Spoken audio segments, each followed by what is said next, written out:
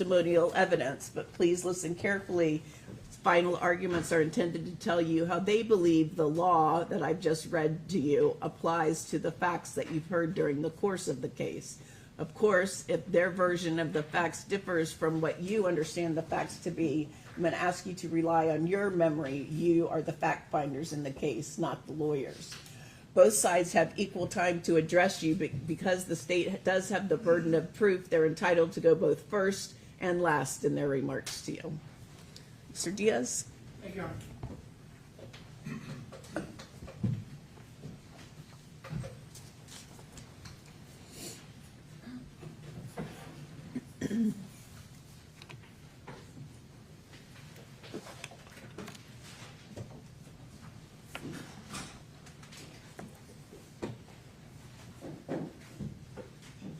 It's 1932. It's Game 3 of the World Series. And the great Babe Ruth steps up to bat. There is a moment in the folklore of American baseball that Babe Ruth, as he's standing in the batter's box, looks to the outfield, points to a particular spot. Shortly thereafter, he smacks the hell out of that baseball. The great Bambino, a man so prolific at hitting home runs, he's known as the Sultan of SWAT. The guy who held the record for hitting the most home runs for nearly 4 decades, sends the ball sailing over the outfield wall, right where he pointed. It's called the called shot. Now, why am I talking about baseball? Gerald Radford called the shot. For days and weeks and months, he told us where it was going. And just like any person seated in the ballpark in 1932 might have thought, he can't possibly be suggesting exactly where the baseball's going to go, Gerald Radford called the shot. Now, I'm going to talk with you in a few minutes about why Gerald Radford is guilty under the law. I'm going to show you the instruction. But I'm going to ask you first and foremost to just use your common sense. Gerald Radford said a hateful homophobic slur, fucking faggot, over and over, to the man's face. He said it in front of others. He's so brazen, he said it to Mr. Genovese, who he hadn't seen for 3 years, and was just trying to have a polite conversation, and on his own, he just immediately switches and goes into angry, hostile mode to basically a stranger. But the week before, he's sitting at the dog park. He can hear the victim coming up the road because the victim's dog is barking. There's Vicky Darlington. There's that fucking faggot. I want to kill him. That's 7 days before he kills him. When he's with Mr. Genovese, it's just hours. It's less than 24 hours, and he's bragging about how much glee he takes in trying to walk up on the victim, get in his face, and scare him. And he's doing that, arguably, after he has been at the dog park and Mr. Lay has filmed the selfie saying Mr. Radford has yelled at him, "You're going to die. You're going to die." Gerald Radford is standing at the batter's box at the World Series, and he's calling the shot. 24 hours before Mr. Lay is dead, Gerald Radford is telling him, "You're going to die."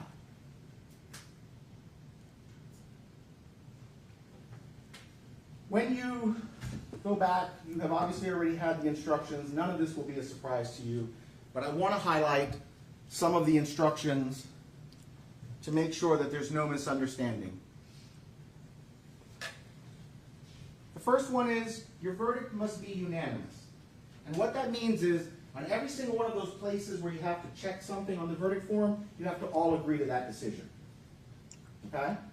But why you agree to that decision doesn't necessarily have to be exactly the same.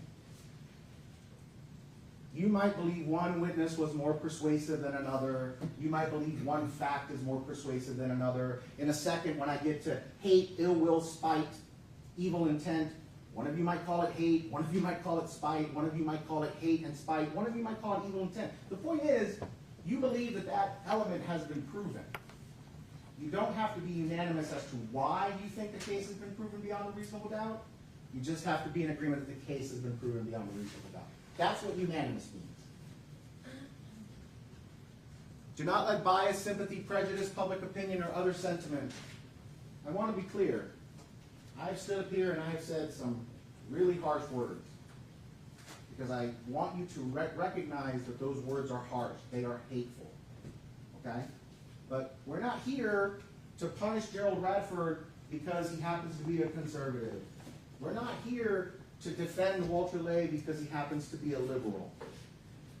Whatever your opinion is on all those topics that they argued about, whatever your opinion might be on whether or not gay people should have rights and whether or not should be allowed to get married, it's not what we're here for. Okay? But we are here to determine whether or not that man had hate in his heart for another person because he's gay and killed him because he's gay.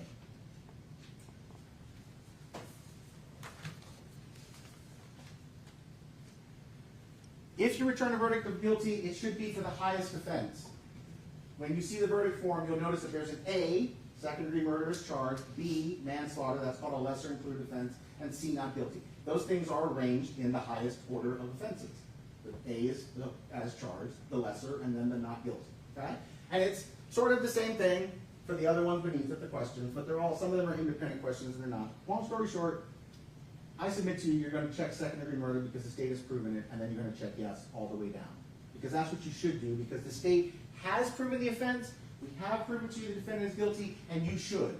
Not you can, not you might, not you may, you should find him guilty of the highest offense that has been proven.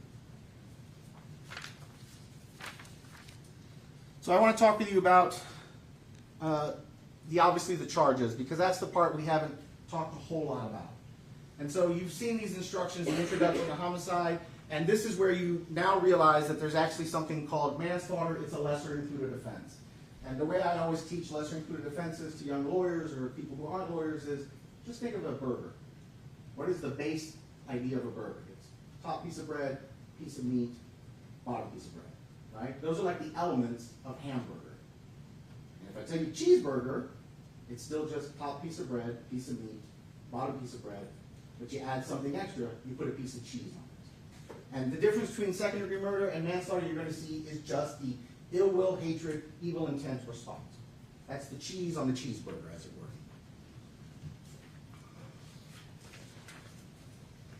You've seen this instruction, and you're going to sort of see the word justifiable appear in two places. We're going to get to the other one, the longer one, in a second.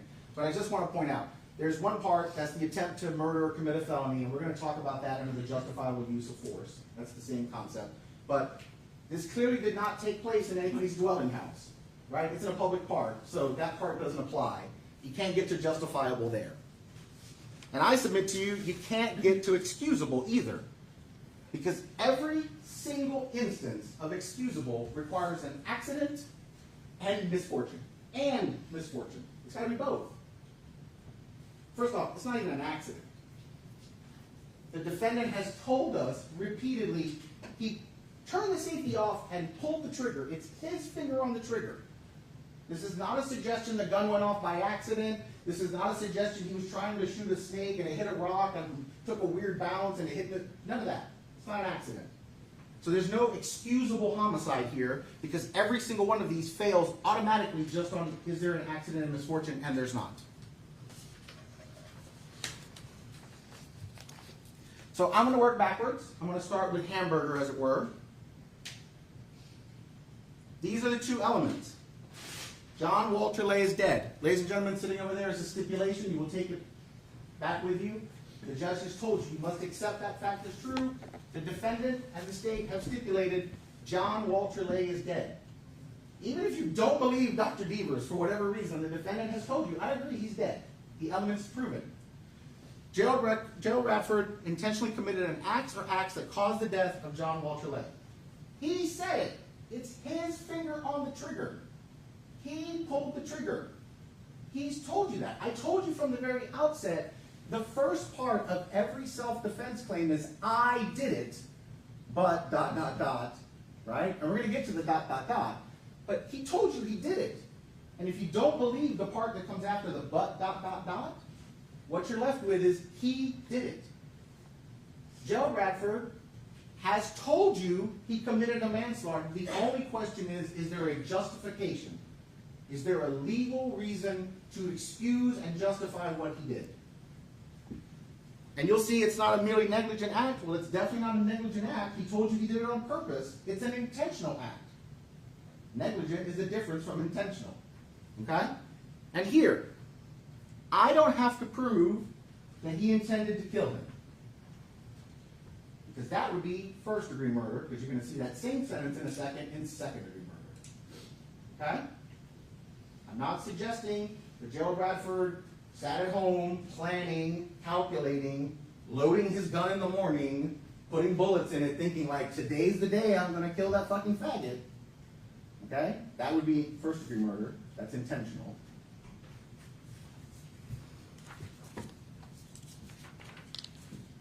There it is again. This is second-degree murder. There's the same sentence. And if you think about it, elements 1 and 2 are basically the same thing. Is John Walter Lay dead? Yep. Was the death caused by the defendant? Yep. So the only question is that weird lawyer talk. An act imminently dangerous to another and demonstrating a depraved mind without regard for human life. And there is a definition, because if you had to guess what that means, you'd probably argue amongst yourselves all day. But I submit to you that 1 and 3 of the definition are painfully obvious. Is pointing a gun at another person's chest and firing a bullet in it reasonably certain to kill or do serious injury to another? Yep. Is it of such a nature that the act itself indicates an indifference to another human life? Yep. All that's left is ill will, hatred, spite, or an evil intent. And that's why at the start of this trial, I stood in front of you and I submitted to you that there's really one question you have to fundamentally answer. What was in the mind and the heart of Gerald Radford when he killed the victim? Was it fear? Or was it hate?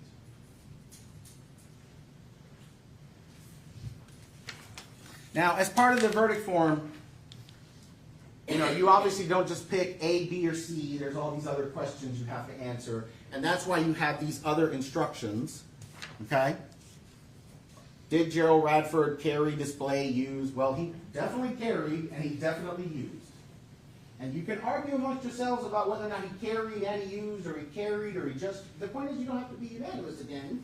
You just have to think that one of those things happened. But I submit to you that at a bare minimum, carried and used both happened.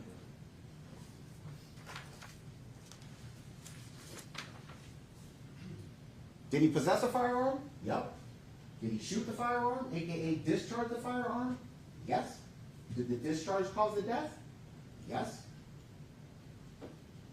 These are instructions for all these things. But once you decide that Gerald Radford has committed second-degree murder, that he's not acting in self-defense, the answer is going to flow. And the answer is going to flow here. Again, there are two elements. Did Gerald Radford perceive, know, or have reasonable grounds to perceive and know? He knew. He told you he knew. He told you the victim, who's a gay man, asked him out for a beer, and that's where it all unraveled. And he knew what that meant because his answer was, I'm married and I'm straight. So he definitely knew the victim was gay, but I mean, there's tons and tons of evidence. That's not the question. The question is intentionally selected. And I need to be clear. It says intentionally selected, but you notice it doesn't say intentionally physically selected. Okay? Gerald Radford can mentally select the victim. He can verbally select the victim. And he did. Over and over again. That fucking faggot. I'm not going to start the fight with the gay guy. Okay? He picked John Walter Lay. You heard it. Look at all the people that came in. All the people that called Gerald Radford an asshole. All the people that said they didn't like him or even hated him. All of the people that scolded him for his behavior. None of them said he was really mean to them. None of them said he really had a problem with any of them. They're certainly not the ones who are dead.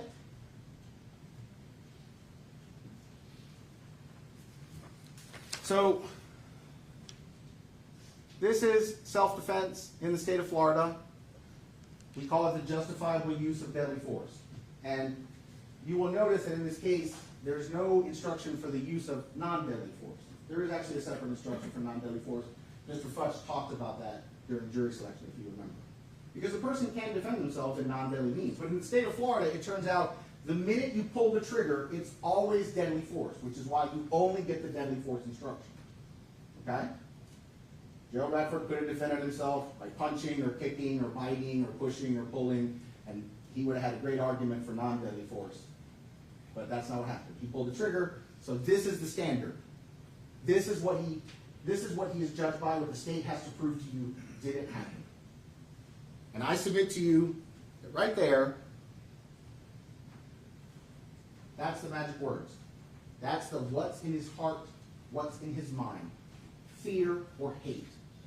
Because you have to reasonably believe that you're going to suffer either imminent death or great bodily harm or a felony. In this case, felony battery. Right? Which again, if you just read felony battery, right, it's causing great bodily harm, permanent disability, or permanent disfigurement. It's basically just this again. He's got to think he's going to die, or he's got to think he's going to get maimed. He's got to think he's going to get put in a wheelchair for the rest of his life. He's got to think he's going to get scarred up. He's going to get mangled. He's got to reasonably believe that, not possibly. Right? Because remember, we've talked a lot about reasonably. He's got to reasonably believe he's going to die, or the victim is going to mangle and maim him. None of that is the case. And if you don't think he had a reasonable belief of imminent death or great bodily harm, he's already not acting in self-defense, not in the use of deadly force. But I submit to you that if you just keep moving down, you'll see other reasons why Mr. Radford's claim of self-defense doesn't hold water. Okay? Mr. Radford, I submit to you, was committing an assault or battery. And I know we're going to talk in a second about the defense is going to suggest, no. John Walter Lay is the one who started the fight. He's the one that committed assault or battery. But I submit to you that Gerald Radford is. And if he is, because look, he's definitely in a place he has the right to be. You see number 2? He was in a place he had the right to be. It's a public park. We can all go there. So I'm not suggesting he's in a place he doesn't have the right to be. But he has to be in a place he has the right to be, and he has to not be committing an offense. Okay? And so I want to show you something that we have not talked about, because I saved it for this moment.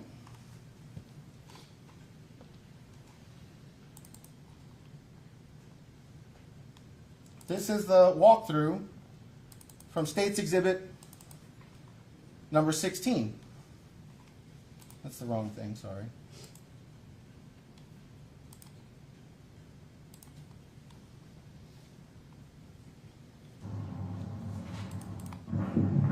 That's not you, that's what it.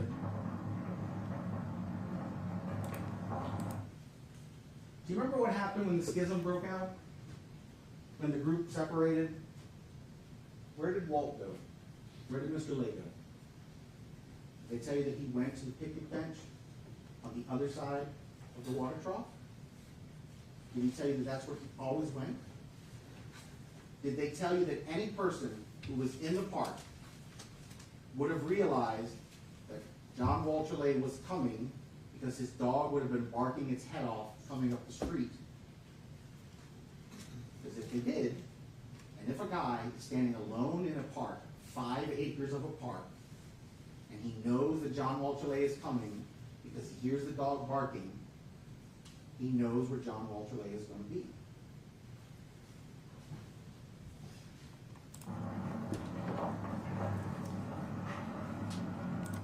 Right here. You see it? 108. It's the picnic bench.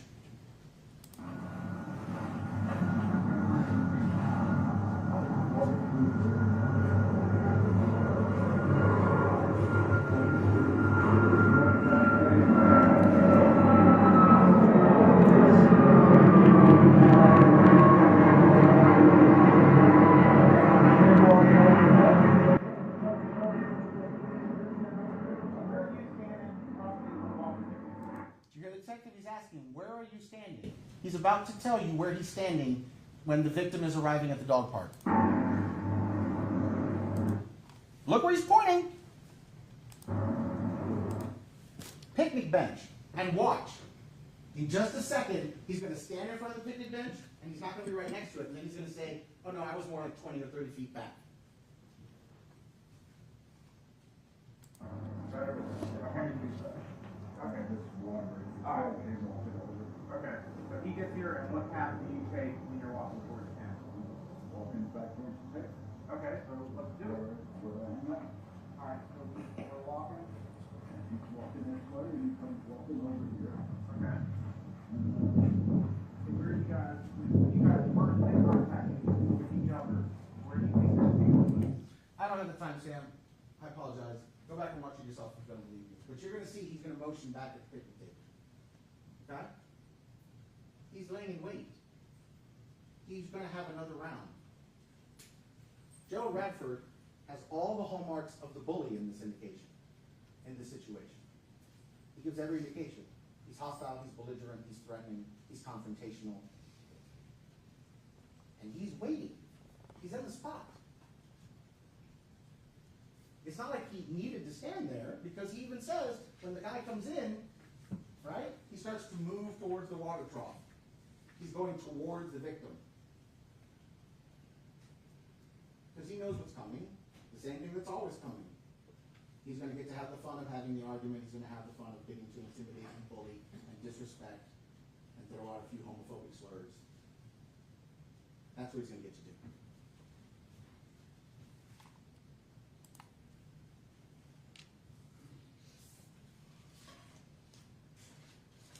And that brings us to this instruction.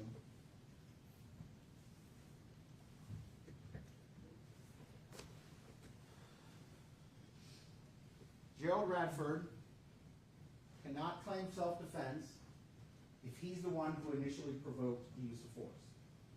And this is interesting. I want you to pay attention, because here it says the use of deadly force is not justified if you find that Gerald Radford used force or the threat of force.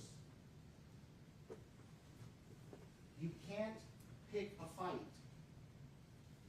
Start getting your butt whipped in the fight you picked, and then pull out a gun. Unless the force is so great that, again, he thinks he's in imminent danger of death or great bodily harm. If I want to have a fist fight with a guy and I start a fist fight, and in the middle of the fist fight he pulls out a knife, well, he's just changed the terms of the fist fight. So I can draw the gun. Because now he's got a deadly weapon and I'm going to get my deadly weapon. But the victim didn't have a deadly weapon. Gerald Radford wasn't in fear of death. And how do you know that Gerald Radford wasn't in fear of death? These timestamps are from the audio portion, because it's easier to hear. You can go watch the video portion and you'll find it too, but go to 30 minutes and 42 seconds of the first interview with Detective Herrick, and you will see the question. During this incident, when you in fear, what's fear? I didn't want to get my ass kicked. Yeah, I thought he was going to kick my ass. And I know the defense is going to tell you in a minute that kick my ass means that Walter Lay was going to maim and maul Gerald Radford. But you can decide whether you reach that conclusion too. During this altercation, at any point were you in fear for your life? Well, after I got blood on my face, I was kinda scared.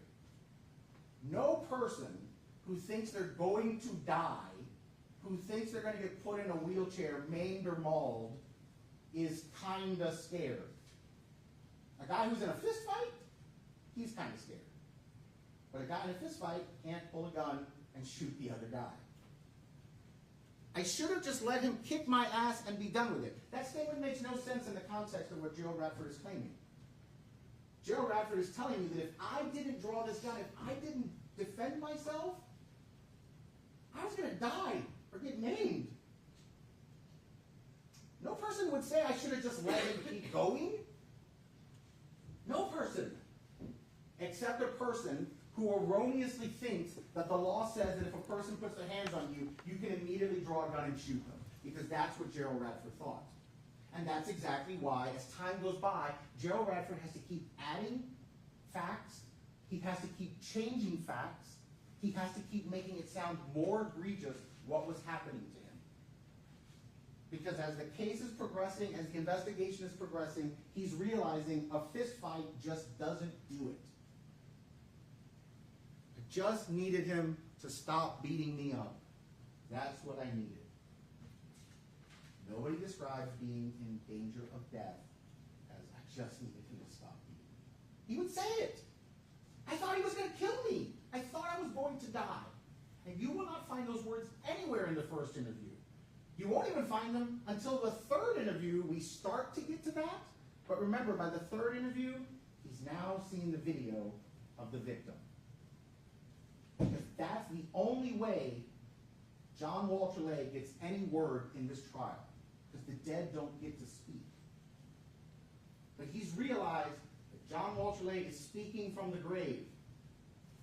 You're going to die. You're going to die. Gerald Radford is standing in the batter's box, and he's calling the shot.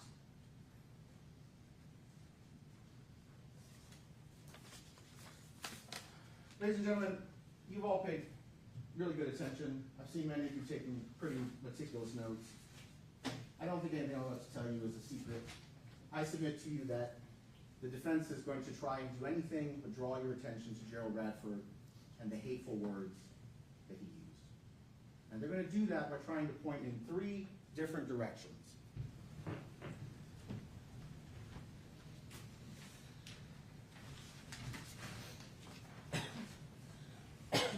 The first is State's Exhibit 18.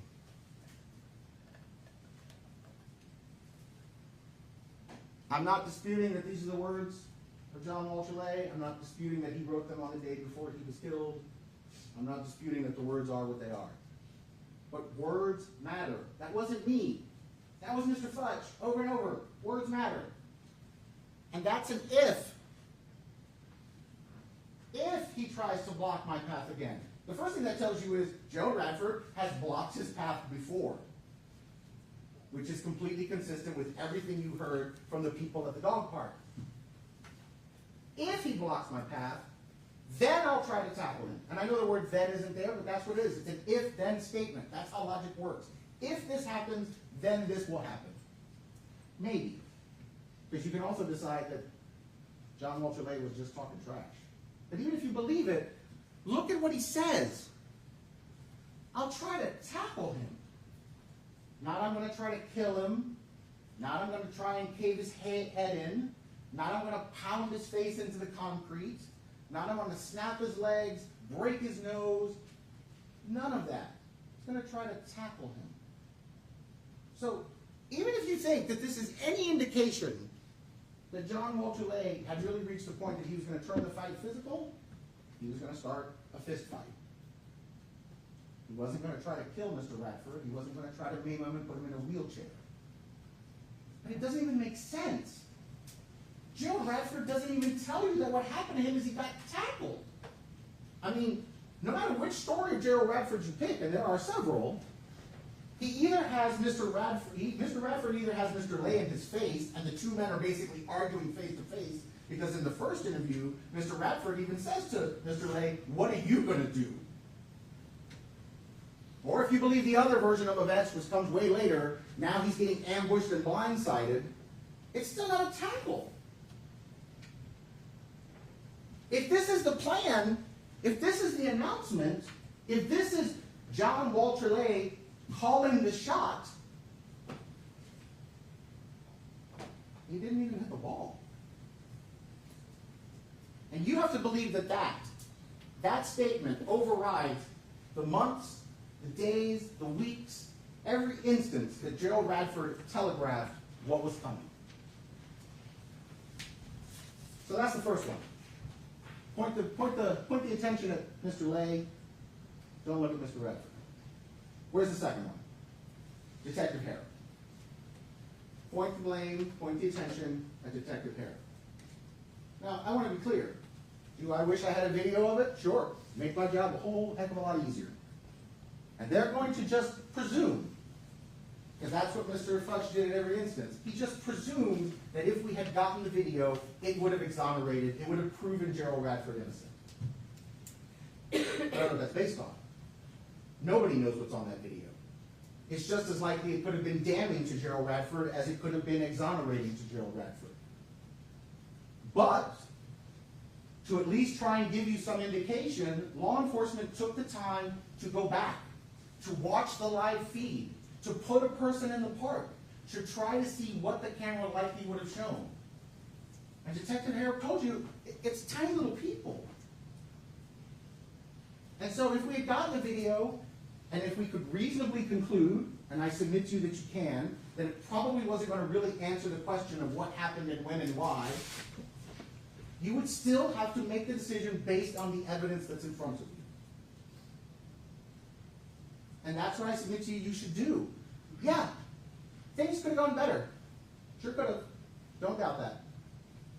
That doesn't mean that Gerald Radford is not guilty in the light of every other thing he did and said, and the fact that nothing Gerald Radford described about the initial fight comports with what Dr. Devers and medical science told you.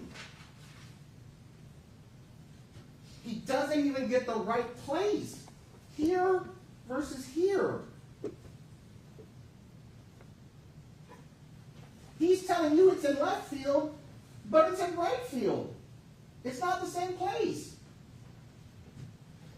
So who's left? If you don't decide that it's the fault of Mr. Lay, if you don't buy into the victim blaming, because I expect that you have also been suggested that, why didn't John Walter Lay just stay home? Because that's what happens. People should live in fear, and they should have to give up the places they want to go in life and the places they enjoy, because somebody bullies them, I guess. Or if you don't buy into it's Detective Harris, the final place is the state attorney's office and the citizens of Hillsborough County.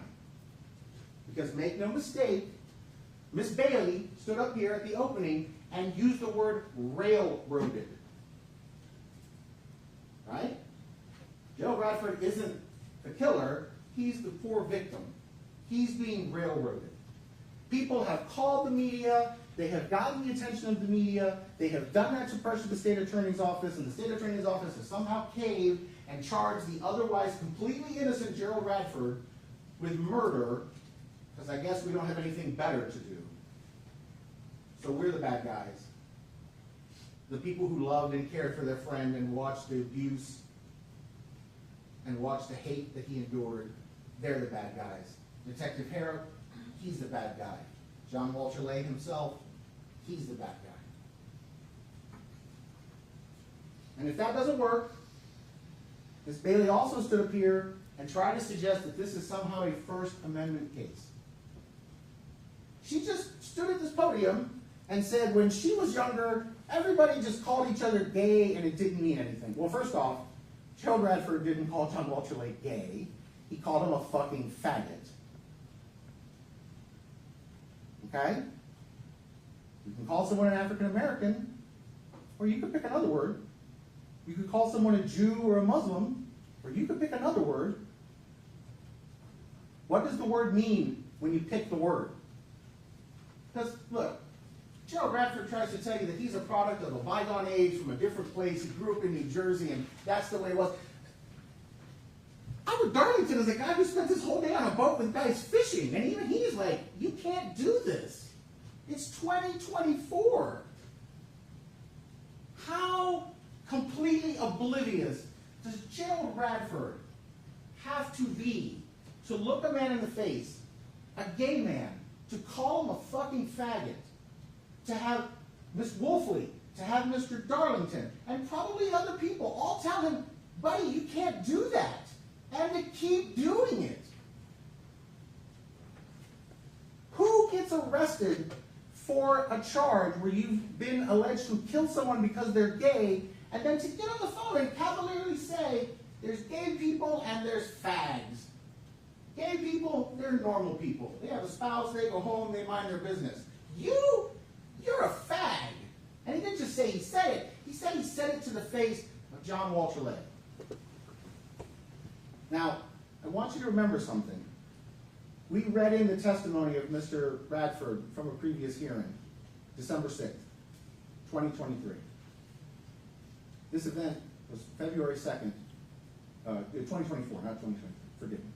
February 2nd, 2024, December 6th, 2024. That is 10 months apart. And that's the first time, December 6th, that Gerald Radford finally decided he wanted to volunteer the truth. We had a falling out because the gay guy asked me out for a beer, and I didn't like it. That's what he said. I know Mr. Futch and Ms. Bailey have tried to suggest that Mr. Radford was suffering a concussion and didn't remember what happened and couldn't relay the details and couldn't spell his own name, but you can watch that first interview and you can watch that walkthrough, and he sure seems to know where he is, what he's doing. He sure seems to remember details pretty well. Doesn't have any trouble walking, doesn't have any trouble seeing, doesn't have any trouble maintaining his balance. But they suggest he had a concussion, and that's why facts came along. Facts came along. But the fact that John Lay was gay, that didn't come out in the first interview.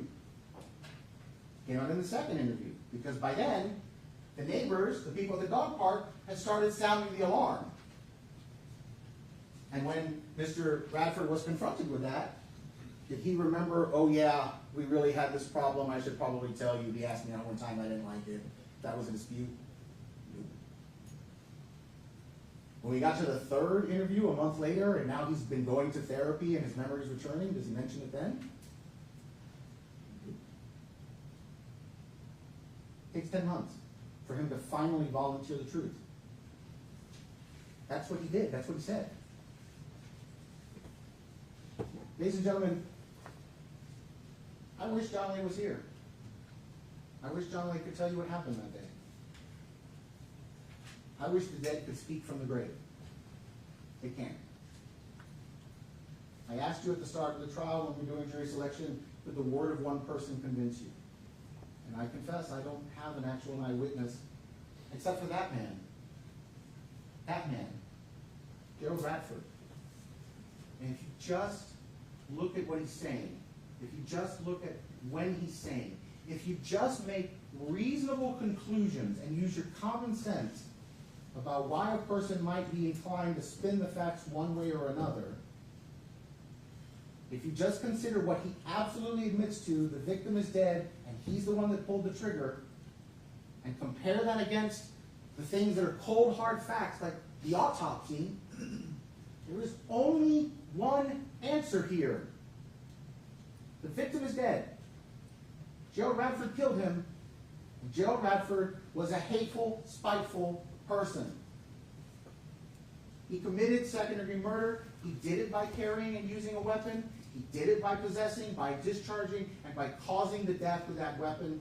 And he did it against the man he had always targeted because he's gay. Gerald Radford is guilty. And you should. I suggest that justice demands that you must find the defendant guilty as charged. Thank you.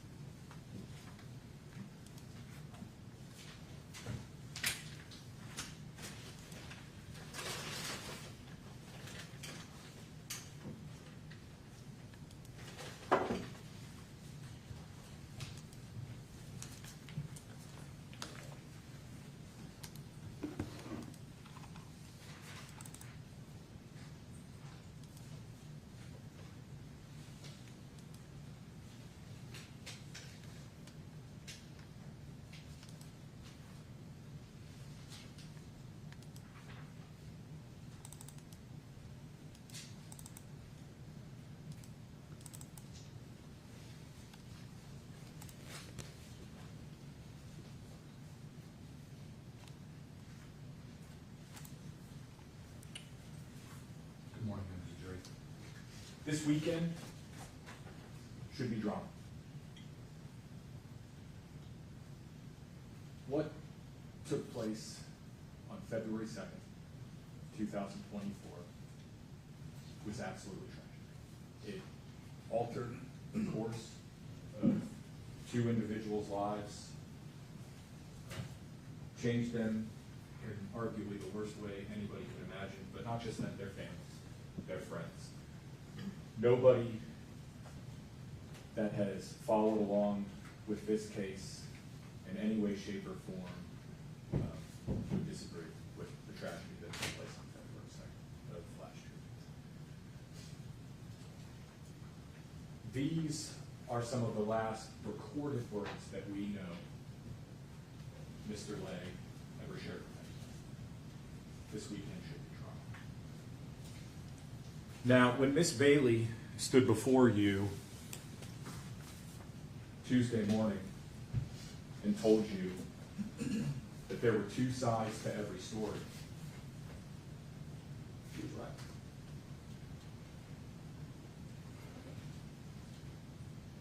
But prior to hearing from Miss Bailey, you heard from Mr. Diaz, who told you the state's version of a story. And with his best efforts, he tried to meticulously paint a picture that fit their version of the evidence. And I am thankful that he acknowledged it today when he stood before you in closing, that one of the first things he said to you, in fact, the first thing he stood before you and said was fucking faggot. There's gay people and there's fags. I want to punch him right in the face. Those are the first words that he said to you. Now, he tells you that you're not supposed to use emotion or thoughts about what the public think about this case or bias.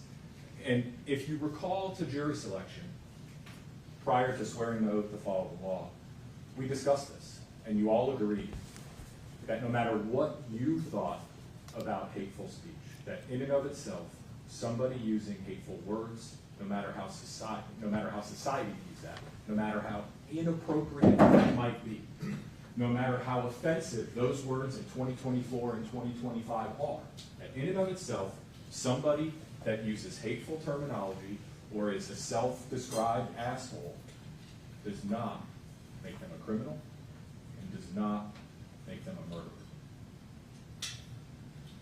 I submit to you that while the testimony and evidence, and there's no dispute that those words were used, there's a reason why Mr. Diaz led them. And now you promised and you took an oath in the law that Judge Ward is going to read to you and has read to you and that you will take back to the jury room requires that you not act on emotion. And I submit to you one step further, that before you consider the language that Mr. Radford used, fag or faggot, before you can even address whether or not he hated Mr. Lay because he was gay, you have to find that he actually committed second-degree murder. Because it is an enhancement. The state is alleging that he chose, that he selected Mr. Lay to kill because he was gay.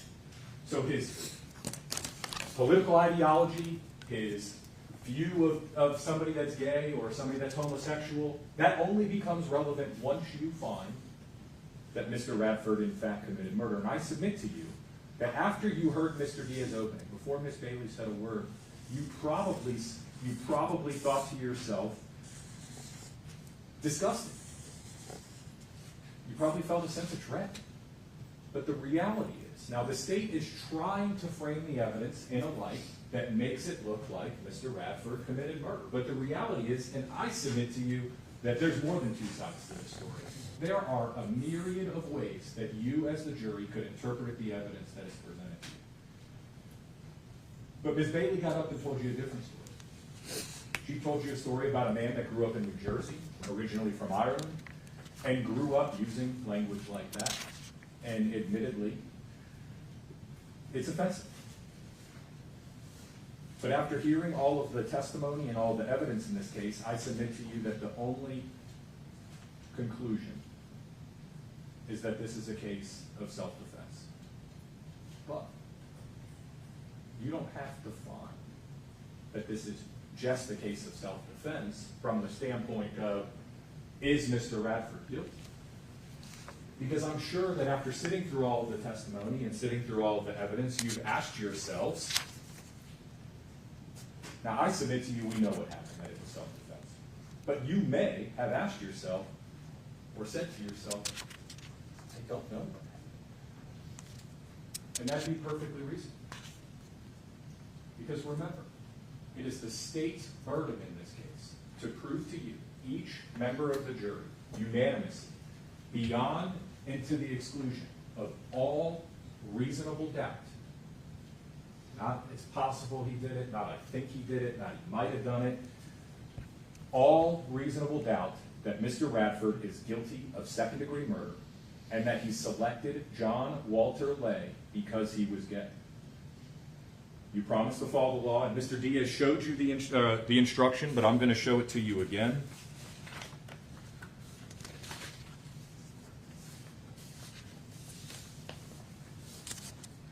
Well, I'll read it to you again. This case must not be decided for or against anyone because you feel sorry for anyone or because you are angry at anyone. In reaching your verdict, do not let bias, sympathy, prejudice, public opinion, or any other sentiment for or against any party influence your decision in any way.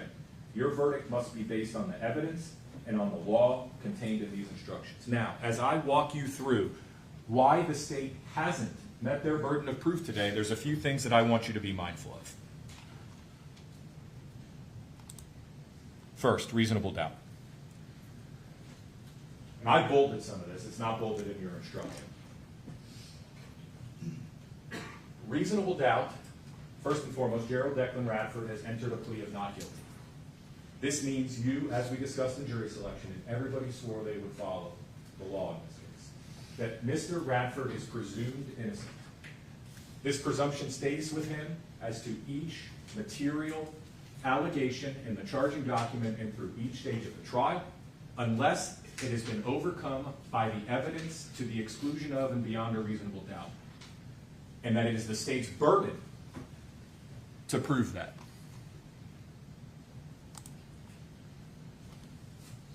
We talked in jury selection about an abiding conviction of guilt. We also talked about how if you do not know, if you say to yourself, well, the state is asking me, because the state wants you to fill in gaps that exist in this case. There are gaps, there are holes, and we are going to talk about all of them. And Mr. Diaz is right in some context as to some of the things we're going to discuss. And I'm sure before he even told you some of the items I might touch on today, you've been thinking about those things yourselves. Because some of the testimony you heard from Detective Herrick and some of the civilian witnesses is troubling about how this investigation unfolded. But at the end of the day, if the state is asking you to fill in missing puzzle pieces, that is a reasonable doubt. If the state is saying to you, well, speculate as to what may or may not have been on that surveillance footage that Detective Herrick failed to attempt to get for 18 days after a homicide investigation began. They're asking you to imagine what they might or might not be missing. Reasonable doubt. Now, reasonable doubt, and it's cut off here at the bottom, the font changed when I plugged it in here, may arise from the evidence, from a conflict in the evidence, or from a lack of evidence. So please keep that in mind as we go through this.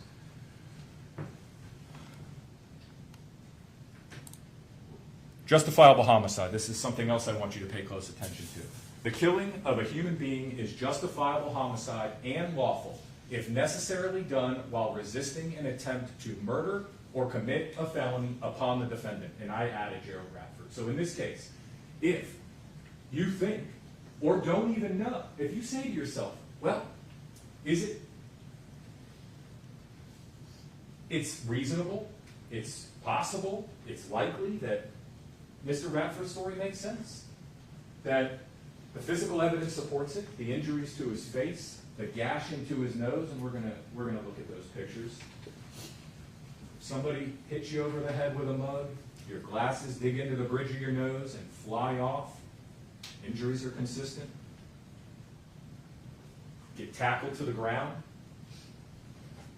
It would be justifiable if he is committing a forcible felony, in this case felony battery, upon Mr. Radford to defend himself with deadly force. I also want you to keep in mind that when it comes to justifiable use of deadly force, I'm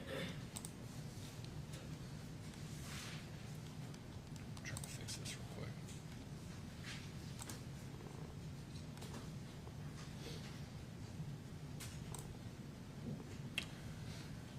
That Mr. Radford still doesn't have the burden. Mr. Radford doesn't have to prove to you that he was justified in doing it. The state has to prove to you beyond and to the exclusion of all reasonable doubt that Mr. Radford wasn't justified in using the deadly force. So again, the burden doesn't just apply to the elements of second-degree murder. It applies to whether or not Mr. Radford was justified in using the deadly force. So where does that take us?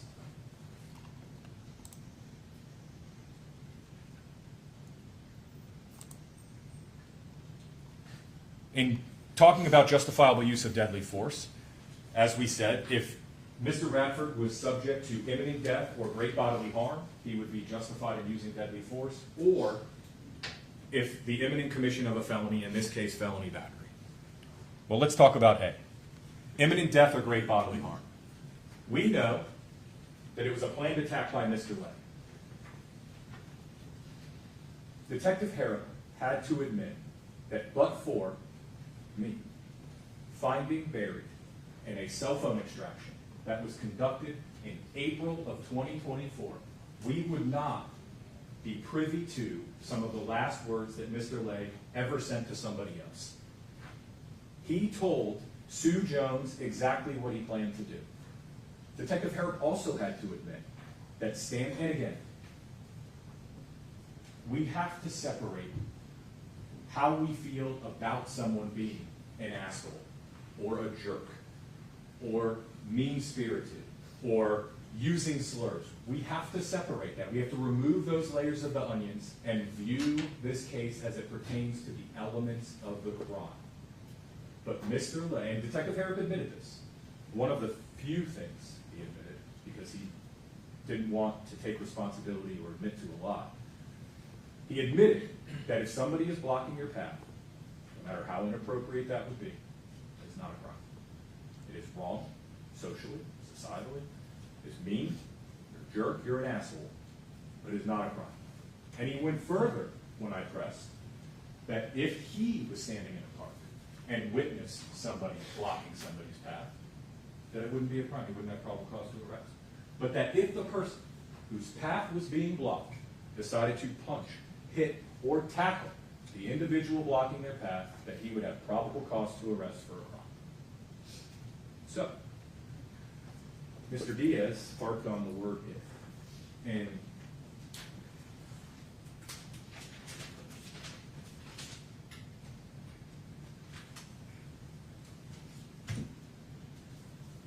in trying to argue that it was a qualified threat or plan, he said it says if. It says if this, then that. Well, he told Sue Jones. Now, mind you, that text directly conflicts with the type of person that all of the civilian witnesses said Mr. Lay was. But he told Sue Jones 18 hours before Mr. Radford called 911 to say that he was attacked, that if he blocks my path again, I'm going to attack him. Mr. Lay hit Mr. Radford over the head with his mug and tackled him to the ground. We know that Mr. Lay is 50 pounds heavier than Mr. Radford, is taller than Mr. Radford, and is 13 years Mr. Radford's junior.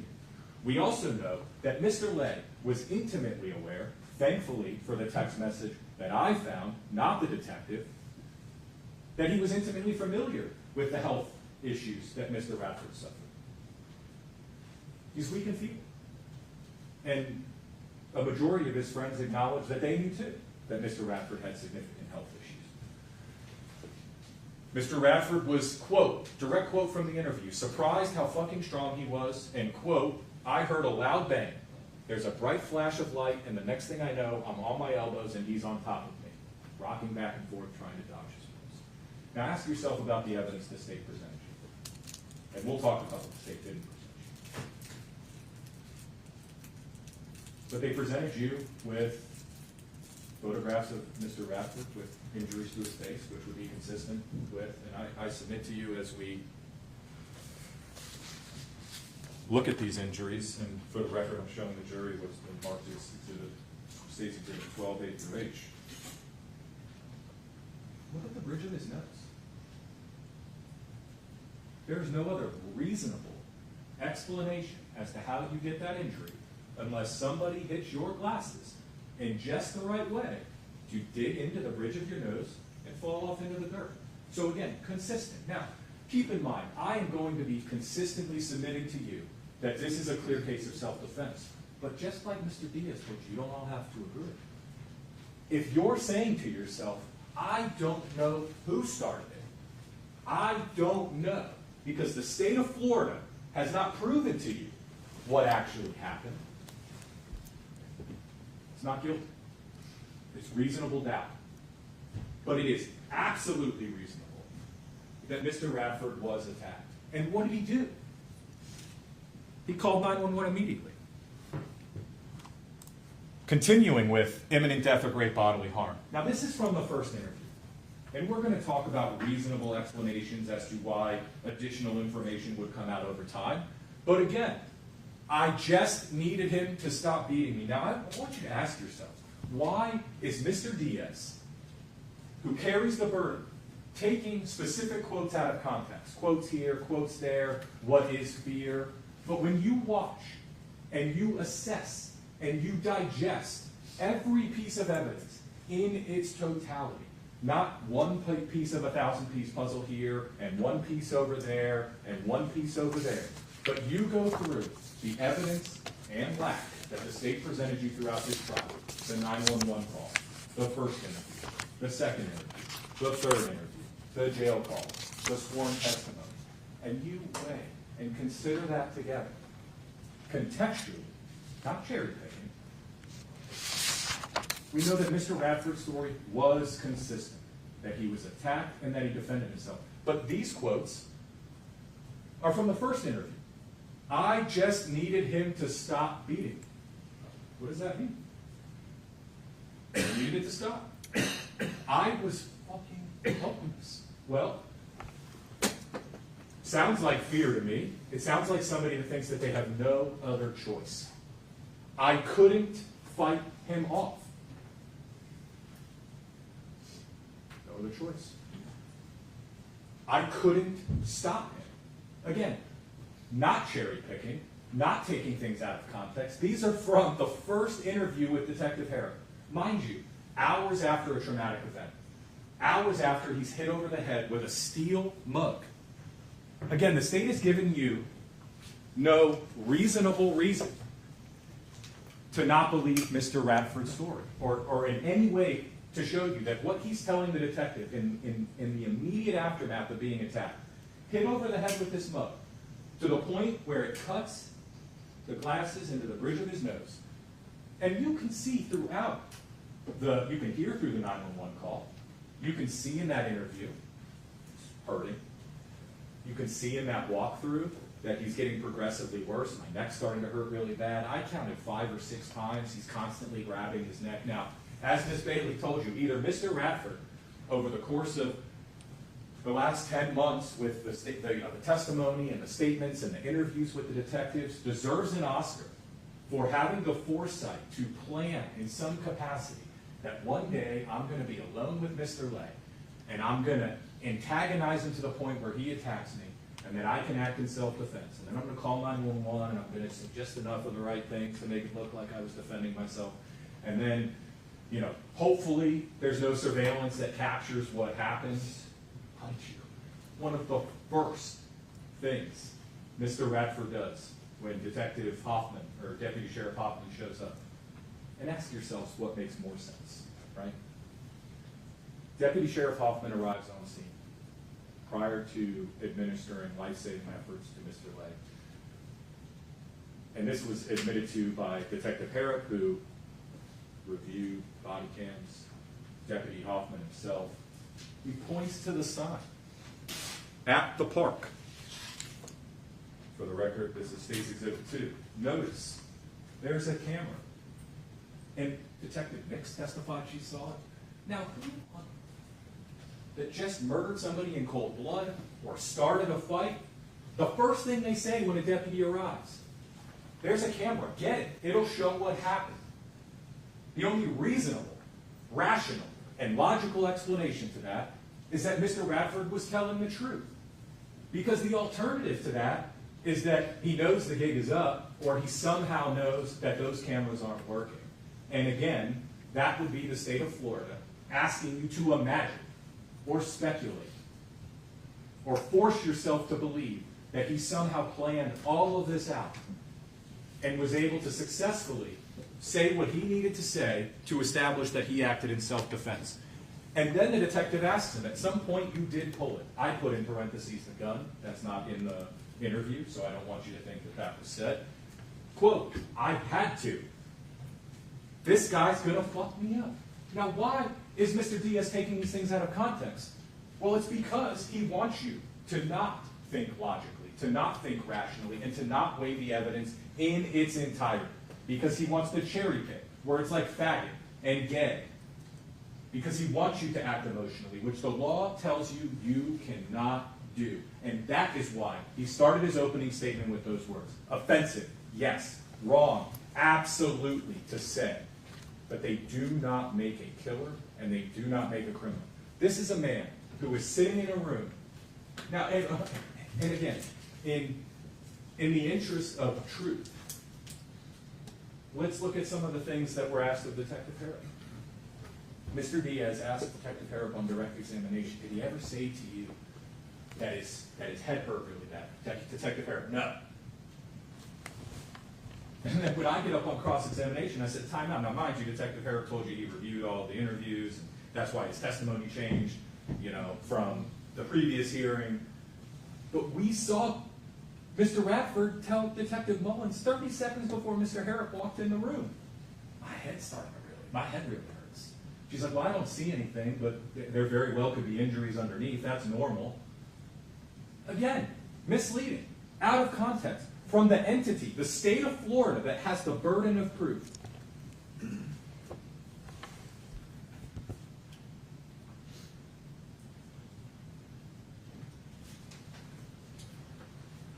And the last quote is not from the first interview. The last quote is from the transcript that was read into the record. And it said, and Mr. Radford testified in that transcript, one of the things, among others, I put that on the slide, is I'm going to cave your head. Now, keep in mind, the first 5 or 6 quotes are all from an hour or two after the event. He being Mr. Radford, everything we as a society would ask somebody to do if they ever find themselves in the difficult, traumatic, and arguably one of the most horrific situations you could find yourself in. To take another human life to save your own. I couldn't fathom, nor would I ever imagine, putting myself in Mr. Radford's shoes. But what I can tell you is that everything you saw on that interview, in that first interview, makes sense. Somebody that possibly has a concussion, being as honest and forthcoming as they can. Now keep in mind, he's not a police officer. He's not a lawyer. He's not a prosecutor. He's not a defense attorney. He's not trained in the ways of an investigation. So, he's answering the questions asked of him, but the fact that he doesn't volunteer information doesn't make him deceptive. Again, another leap, another request by the state of Florida for you to imagine or speculate.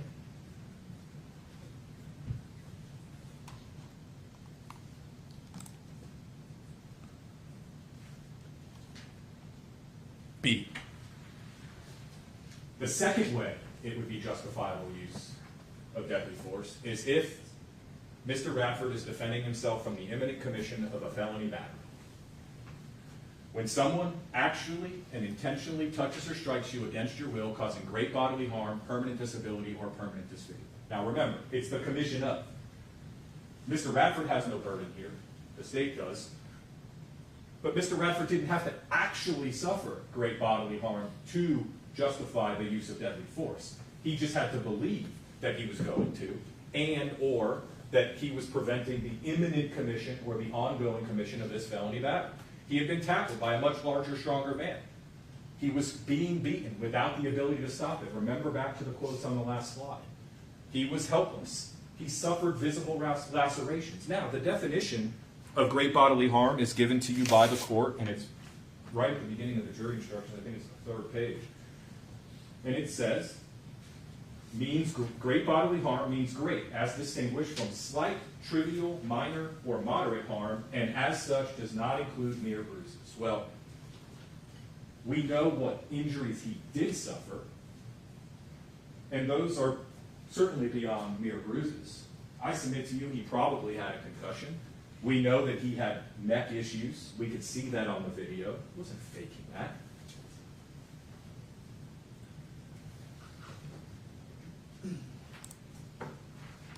We'll come back to this. So, reasonable doubt. And this isn't the entire definition, but most importantly, at this point, we're going to focus on conflicts in the evidence, and a lack of evidence.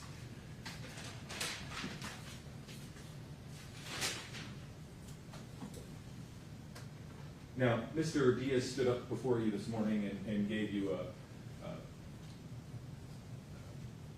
rendition and recount of the 1932 Game 3 of the World Series with Babe Ruth and the called shot. Well, there are two sides to every story, and I want you to frame Mr. Diaz's analogy about the called shot as we continue our discussion, and view that analogy in the light of Mr. Lay's past. Because one could submit that Mr. Lay called his shot. And again, while we believe, we know that Mr. Radford acted in self-defense, if you're sitting there, as I imagine you are, and saying to yourself, I don't know, because the state hasn't proven it, it's not good.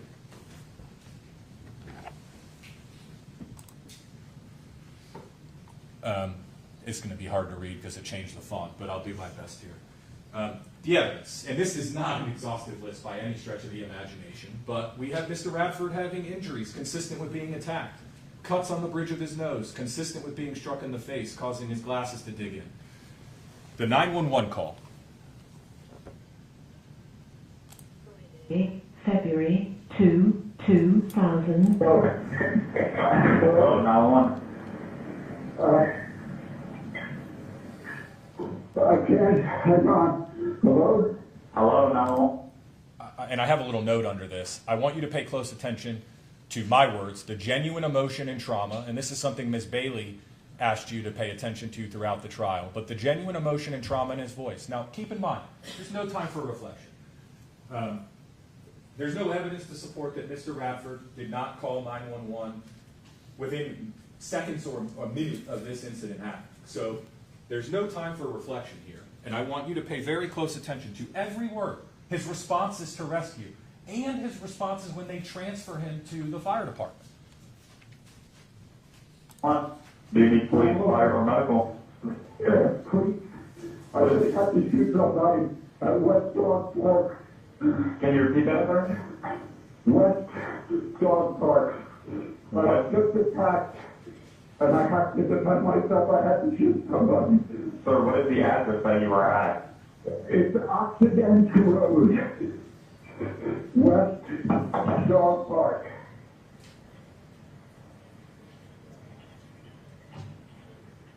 And do you have a weapon on you, sir? I do have a weapon, and I'm unloading it, and it's on the table. I think he might be dead. And about how long does this occur? Minutes. I called as soon as I could dial the number.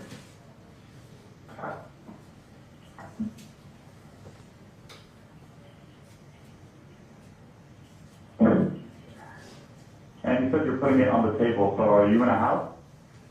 No, I'm at a dog park. Dog park. And who did you shoot? This guy attacked me.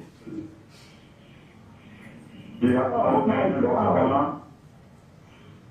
I've been having trouble with this guy for months and months and months. I'll explain to the police when I get there. Oh my God. And you are still outside that dog park? What are you wearing so that deputies can see you? I'm sitting at the table in a camouflage jacket and jeans. Oh my God. Jacket and jeans? Yeah. Oh. And where's the victim? Where is that guy? He's just lying in the park. You said he's in the park? Where in the park? He's just lying in the park, man.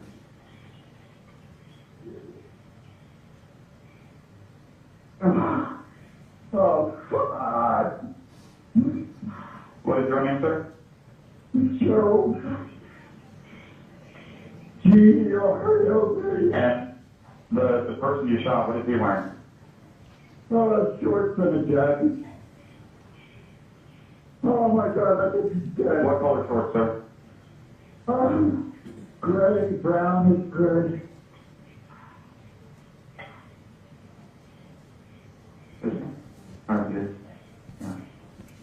Oh man. You got anything?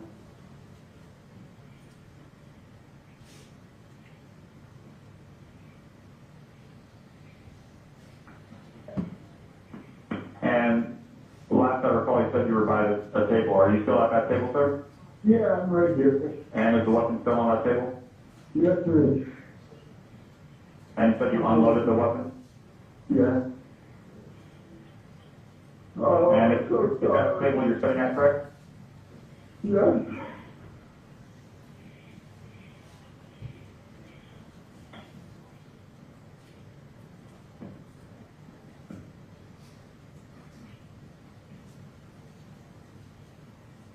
And how many times did you shoot him, sir? One. And where was he shot at? I don't know. He grabbed hold of me and I'm exactly on the ground. I was scuffling around in the ground. I managed to grab him. He hit me in the face with his fucking cup.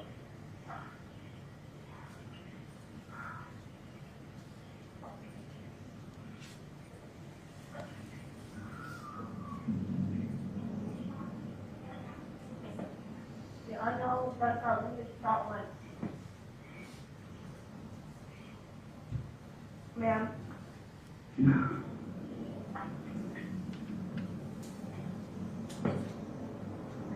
Alright, sir, and I just want to confirm, you're still at that table, correct? I'm in the area of the table. The gun's on the table underneath my hat. And when you say you're in the area of the table, where exactly are you? Just like you walk in the gate and there's a table.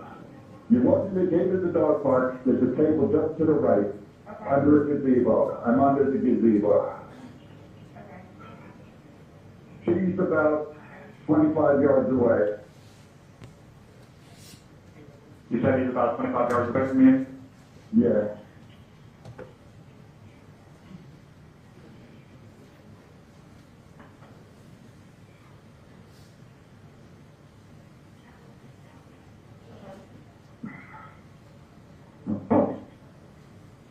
I had to shoot him. He got me. He just pushed me. I had to shoot him. Hello there, sir? Yeah. I'm going to go ahead and get you over to the fire rescue. Please do not hang up. I won't.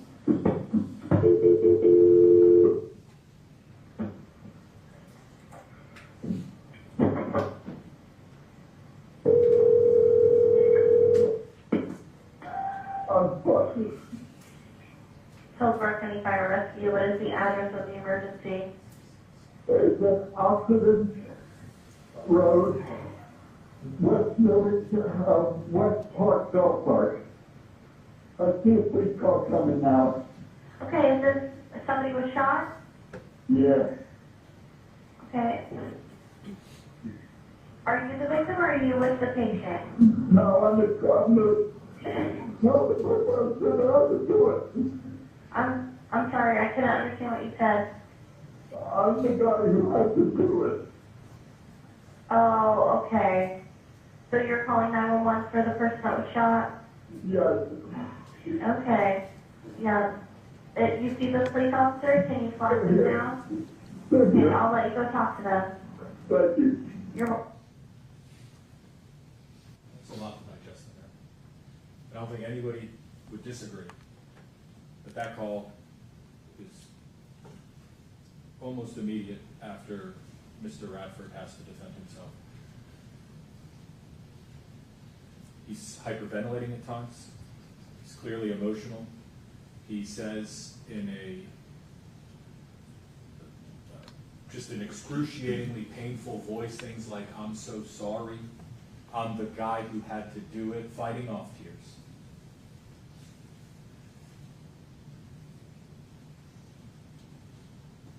Consistent. And so that's step one. That's one of the things as a society we want somebody to do, because the alternative is somebody, and I think it would be a reasonable leap to take, and I don't have a burden, the defense has no burden. But if somebody is going to murder somebody, or wants to kill them, and selects them because they're gay, I think there's ways they might go about that don't involve calling 911, subjecting themselves to voluntary interviews, seeking victim advocates from the sheriff's office. "Oh, hey, Detective Harrop, you want to talk again?" "Yeah, absolutely." Answering the questions. And I certainly submit to you that trying to time a situation where only the two of you are at a dog park and you get them to fight you just so that you could shoot them and then go through all of that, that's not reasonable. But what is reasonable is what you heard on that 911 call. Every word of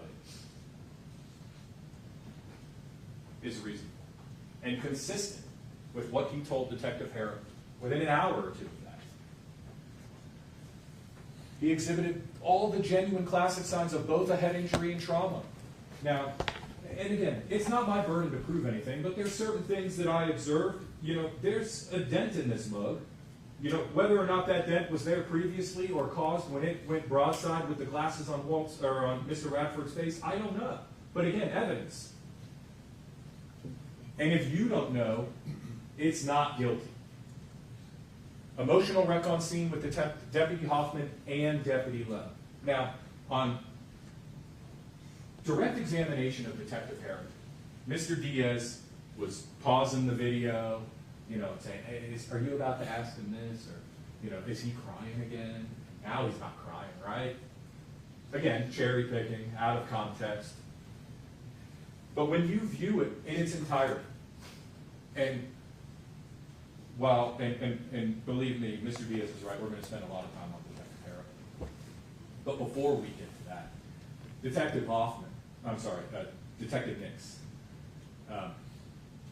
to her credit, she was candid with things she was obviously uncomfortable about answering, specifically as it pertained to that surveillance footage. But when we talked about trauma, she told you, candidly and in no uncertain terms, that throughout her career as a detective, she has seen everybody from no reaction to extreme reactions and everything in between. And that a roller coaster of emotions would absolutely fit and be normal with somebody that went through a traumatic event. Notwithstanding a significant head injury. So we have Deputy Sheriff Hoffman telling you that at the vehicle that Mr. Radford was an emotional roller coaster. He was crying at times, he wasn't at other times. We see in that interview uncontrollable sobbing and then completely normal. Because an hour and a half before that, he was smashed in the face, he was hammer-fisted, he thought he was going to die, he was fucking helpless. I just wanted it to stop. I couldn't believe how strong he was. And the unfathomable situation and decision that he had to make. And what did he do? And what did his testimony in the transcript that was read into the record tell you he did? He pulled his weapon. A struggle ensued over that weapon. Now Mr. Lay, who has attacked him, is trying to turn the gun on him. And they're fighting, and they're struggling. And ultimately, with a rush of adrenaline, he lunges and the one bang hits Mr. I think it was right. Incredibly tragic, sad. But those words that you heard on the 911 call are genuine sadness and trauma. Deputy Hoffman told you that he couldn't remember his own name. He had to get it from his driver's license. Now I know on the 911 call he gets it out, but when we're talking about trauma and we're talking about head injuries, I mean, is that something where he's like, oh, this will go real good? You know, this will make him think that this was self-defense. I'm going to forget my name and they're going to have to pull it out of my... No, the man was traumatized. He was distraught. He was despondent. He was in shock over the fact that he had to defend himself and take a human life. We've already talked about those quotes. He's nursing his injuries in both the interview and the walkthrough. Admissions from state witnesses. Mr. Lay making a prior threat. I guess we were going to come to blows. Mr. Lay would intentionally try to rile up Mr. Radford. And admittedly, they said that that was a two-way street. And ask yourselves, and we'll circle back to this again in a little bit, but ask yourselves this question.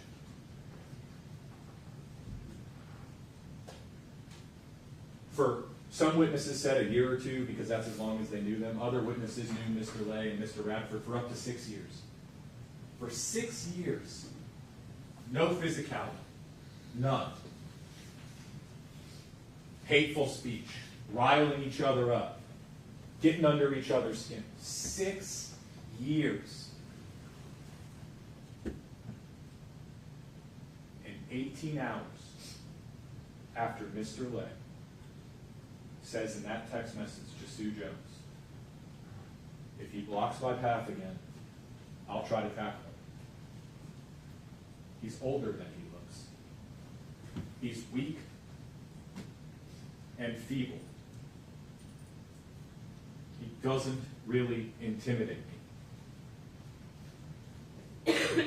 This weekend should be drama. Now, we could interpret that last line in a multitude of ways. I submit to you that it was going to be drama because, you know, in Mr. Lake's mind, he was going to fight. He was sick of it. But you know what? Being a jerk, being an asshole, being a homophobe, and now, mind you, we're talking 6 years of back and forth between the two of them. Now, I know the civilian witnesses, and some of them were very candid with you. I love Mr. Lay. I would do anything for him. I want to see that man convicted, which we'll talk about bias of witnesses, right? Do they have an interest in how the case should be decided? That's something that the law tells you can take into account. Well, of course, I submit to you, all of Mr. Lay's friends have an interest in how this case should be decided, but some of them were more candid than others. But some of them told you. I gave multiple interviews. I was calling the media. I was calling the sheriff's office. Arrest this man.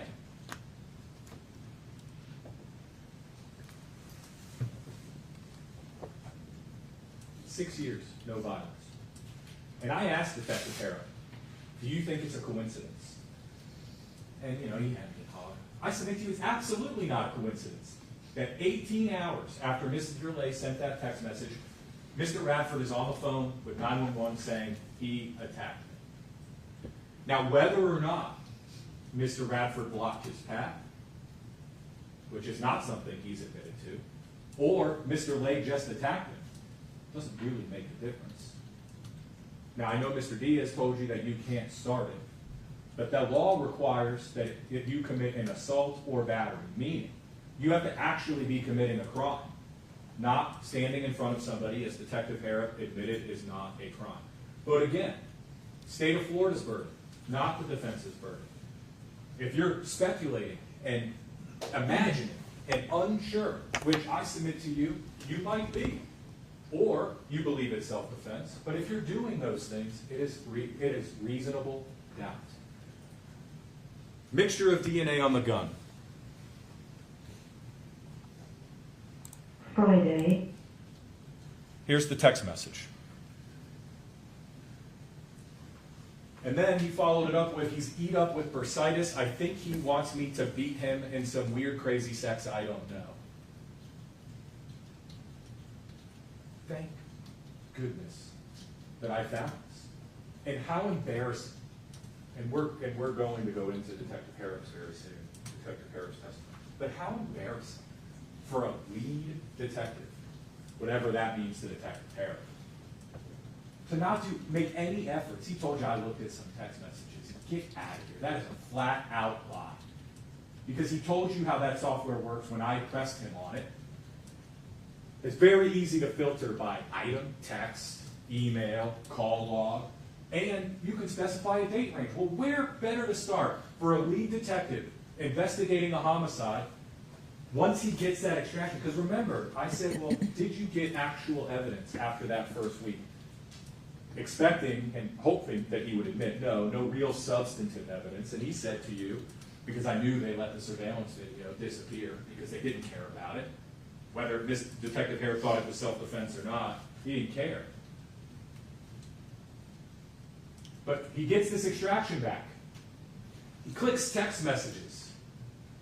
He goes to February 1st, hours, less than 24 hours before, and he goes, oh, that's not good for a homicide case, because I have Mr. Lay, who again, and I please ask you to not take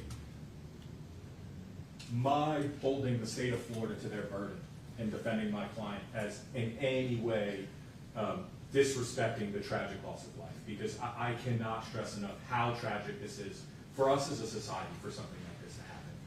But Mr. Radford is not guilty of murder in any way, shape, or form, or a hate crime. But my goodness, for me to have to find this 8 or 9 months after it was given to the state of Florida and after it was given to the detective, to never be presented, to potentially have never been found, because he couldn't be bothered to do his job. Again, the state's burden, and Detective Harrop is part of the state.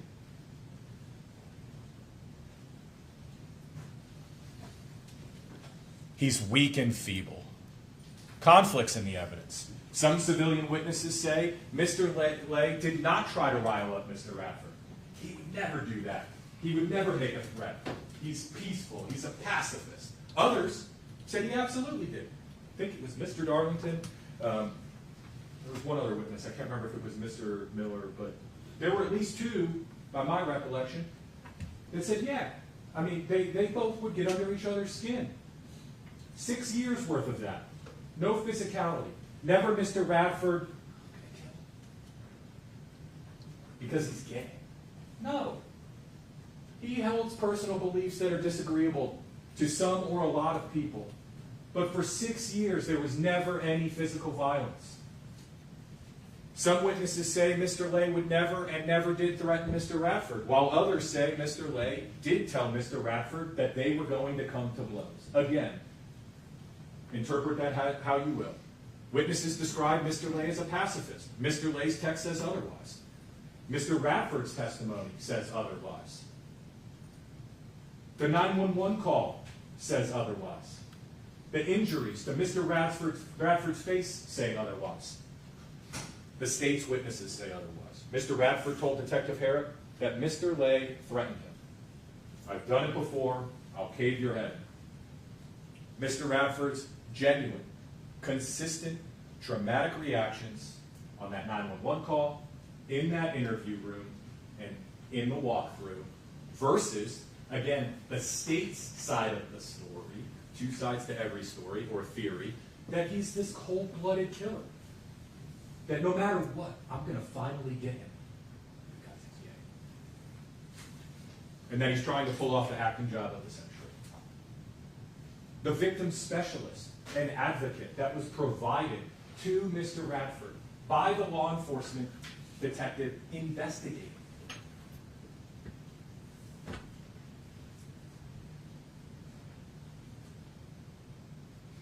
How a lead detective should handle an investigation. let's talk about that for a second. I pressed Detective Harrop on a lot of things. I think as a society and as citizens of Hillsborough County, citizens of the state of Florida should be absolutely appalled, horrified, and disgusted by the investigation that Detective Harrop conducted in this case. It is unconscionable that he would let that surveillance footage get erased. And then, in his efforts to hem and haw when I'm questioning him, is even more insulting. Because when the state was talking to Detective Harrop, smooth sailing. One would call it a well-choreographed routine. But when I got up and asked him some rather difficult questions, well, forgot his steps. And you could see from his body language and his answers that he wasn't being truthful. And that he refused to admit his failures in this investigation. In fact, he went so far to blame the rest of his agency. How many times do you recall him saying, "That wasn't my task"? Are you kidding me? We have an individual who's dead. You are the lead detective, homicide detective. Now, he told us he'd only been a homicide detective for a year, but that he'd been in a unit that investigated individuals that overdosed before that. But clearly he was not cut out for the job. Because every step of the way he screwed up that investigation. And every time I pressed him on, why didn't you prioritize that video surveillance? That wasn't my task. And I understand that Mr. Diaz discussed the, well, you know, they did the laser and he went and looked at it. Let's talk about that for a second, right? I submit to you that is a cover-up, an intentional cover-up for his failures. Because he knew he screwed up. How can I fix this? I know how. I'm going to go get a laser measurement, probably too far. And then I'm going to claim, and I submit to you that this is a flat-out lie. That I watched the live feed and the people were super. And then I said to him, well, Detective Harrop, you were trained in the writing of police reports, were you not? Yes. And you were taught that important information that happens during the conducting of your investigation needs to be put in those reports. Yes. Surely you put that you viewed the surveillance live feed to see what could and could not have been seen in your report. I mean, come on. And then when pressed on his conversations with the digital forensic analyst about the video surveillance system and, you know, how far it went back and the digital forensics extraction, he admitted that as the lead detective, he had no conversations with them about the substance of those items. Now ask yourself, what? Hey, is there any way to recover this? How far back does it go? Well, then when I told him, well, it goes back to February 19th, one day after you finally decided to start looking for this video. I don't know. I did look into that. Absolutely disgusting. And again, whose burden is it? It's not Mr. Radford's burden. Mr. Diaz's burden. And that is a colossal hole and failure in the state's case. And the audacity of Mr. Diaz to stand before you and say, we don't know what it would have shown, is insulting to the standard and the law that the judge has read to you. Because it is their burden to tell you, to prove to you, so that you know, not just possibly, not just to imagine, but beyond and to the exclusion of all reasonable doubt. Mr. Radford's first words to Deputy Hoffman, or one of his first words, is, there's a camera. It will show it. Why would he say that? Because he acted in self-defense. Because Mr. Lay attacked him. And I will tell you, Detective Harrop believed that this was self-defense. And that may be an explanation as to why he dragged his feet. He didn't think this was going to go anywhere. Mr. Radford had injuries on his face. But then when the political pressure ramped up and the sheriff's office is communicating with the state attorney's office behind the scenes, and we got to do something about this political pressure, or the public outcry, he realized he screwed up. And so he tried to start making up for it. It was too little too late. They lost evidence that would have exonerated my client. But Mr. Diaz telling you we don't know what would have shown is reasonable doubt. That is a lack of evidence, and that is a failure on the state of Florida and their proof in this case. And to convict Mr. Radford of a crime when a video would have existed that corroborates everything you heard on that 911 call, the genuine emotion, the genuine terror, the genuine sadness. I mean, you could hear his voice cracking. I had to do it. And maybe the people were a little smaller because it was 200-something feet away. Well, guess what it would have shown? It would have corroborated that Mr. Radford got to the park first. And that allegedly, 24 hours after Mr. Lay's life was threatened, you're going to die, you're going to die. Now, we'll see this on another slide, but I submit to you, as we're going forward, think to yourself, I submit that it's very likely that Mr. Lay was setting up an alibi for himself for attacking Mr. Lay. There's no evidence presented by the state over the 6 years that you heard of all of this egregious behavior from Mr. Radford. He's verbally aggressive. He's homophobic. Not one individual in the year 2024 thought to record a video of it, record his behavior, ever felt there was a genuine threat to Mr. Lay's life to where they needed to involve law enforcement. And we know that Mr. Lay is lying on that video because he says the police told me to do this. And when I asked Detective Harrop about that, he said there is no record of Mr. Lay ever calling a non-emergency or emergency line to talk to law enforcement.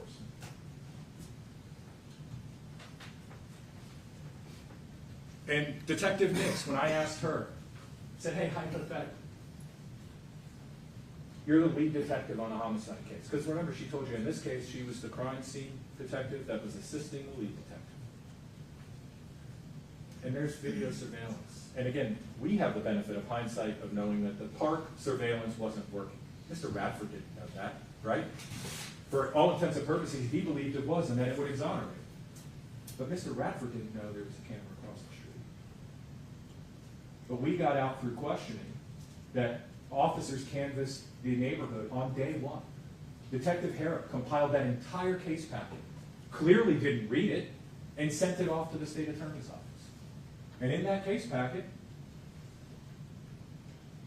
one of those officers acknowledged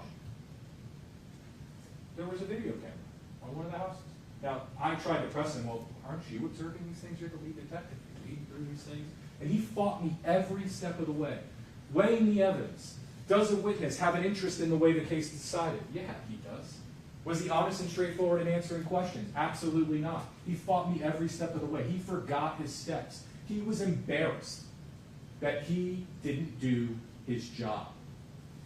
But Detective Nix told you, and all the credit to her, and I said it to her during the questioning. I said, look, I know I'm putting you in a difficult spot because she's essentially testifying that her colleague did a terrible job. How would you go the first day, the second day, or the third day? Would you wait 18 days? Clear as day that she did not agree with waiting 18 days to get video surveillance. And we've already touched on Mr. Lay claiming that the police told him to record the video blog. Lack of evidence. We've touched on some of this, but the negligent, ineffective, and I submit to you, criminally negligent investigation by Detective Harrop. Law enforcement knew on day one there was camera footage. Detective Harrop waited till, by his testimony, February 20th, 18 days after the shooting, as the lead detective, because it wasn't his task, to actually try to get that surveillance footage. There is not an adjective that does justice to how upsetting and appalling that fact is. No follow-ups on the surveillance till February 20th. No sense of urgency.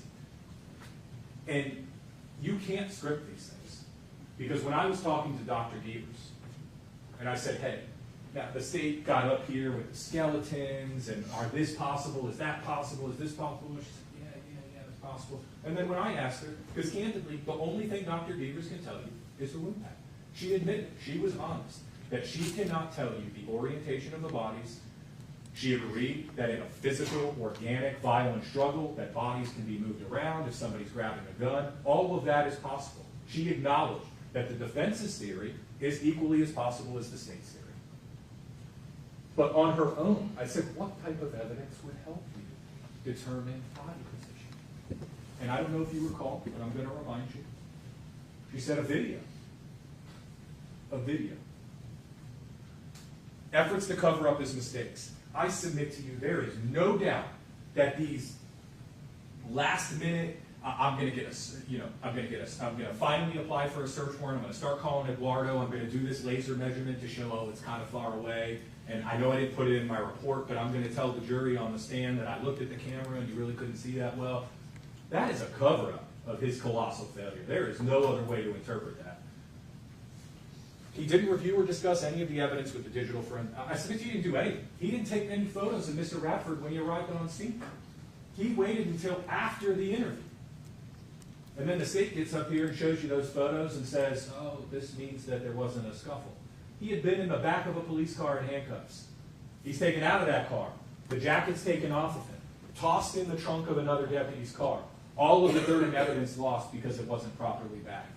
Then he's allowed to take off another layer after he's removed from the car. He's put in another car, driven to the station, sat in an interview room, given an opportunity to go to the bathroom, given water, wash his hands, put back in a patrol car, go back to the scene. Does a walkthrough, but right before that walkthrough, 3-4 hours later, Detective Harrop says that one of the crime scene analysts finally takes some photos of him. Improper evidence retention. Lack of evidence. No eyewitnesses. There has been nothing presented by the state of Florida. Physical evidence that contradicts Mr. Radford's story. He has the injuries. You heard the 911 call. He was honest and straightforward. He cooperated every step of the way. Candidly, there was no new evidence after February 14th, but for some reason, public pressure, I submit, they waited until March 8th to arrest him. That wasn't my task.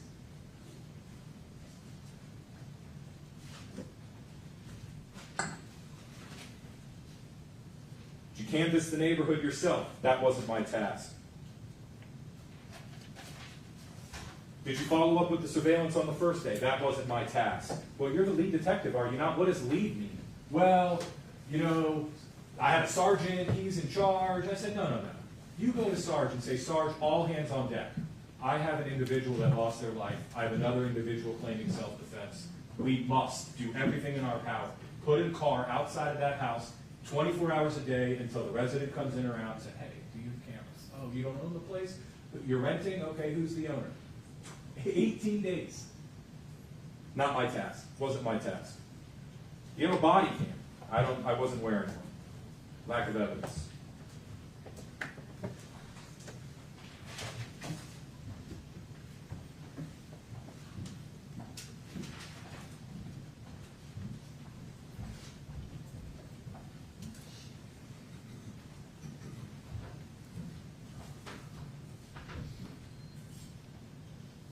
Blamed everyone else for his mistakes. Detective Nix candidly told you she would have been seeking out that surveillance on day one, and the medical examiner agreed that the defense's theories, when I proposed to her that if somebody's knees are on top of you, and recall the injuries to Mr. Lay's knees, perfectly consistent with what Mr. Radford said. And I thank the state for pointing out that there were some pebbles on the ground and mulch and sticks. But these are deep gouges in Mr. Lay's knees. While he is on top of Mr. Radford, throwing down fists for 15 to 20 seconds, although to Mr. Radford it felt like an eternity, the dirt is embedded in him because he's on top of him, wailing, knees grinding into the ground. Again, two sides to every story. I submit, again, that this was self-defense, and that the evidence supports that. But if you're sitting there saying, I genuinely don't know what happened, not do it. Reasonable doubt.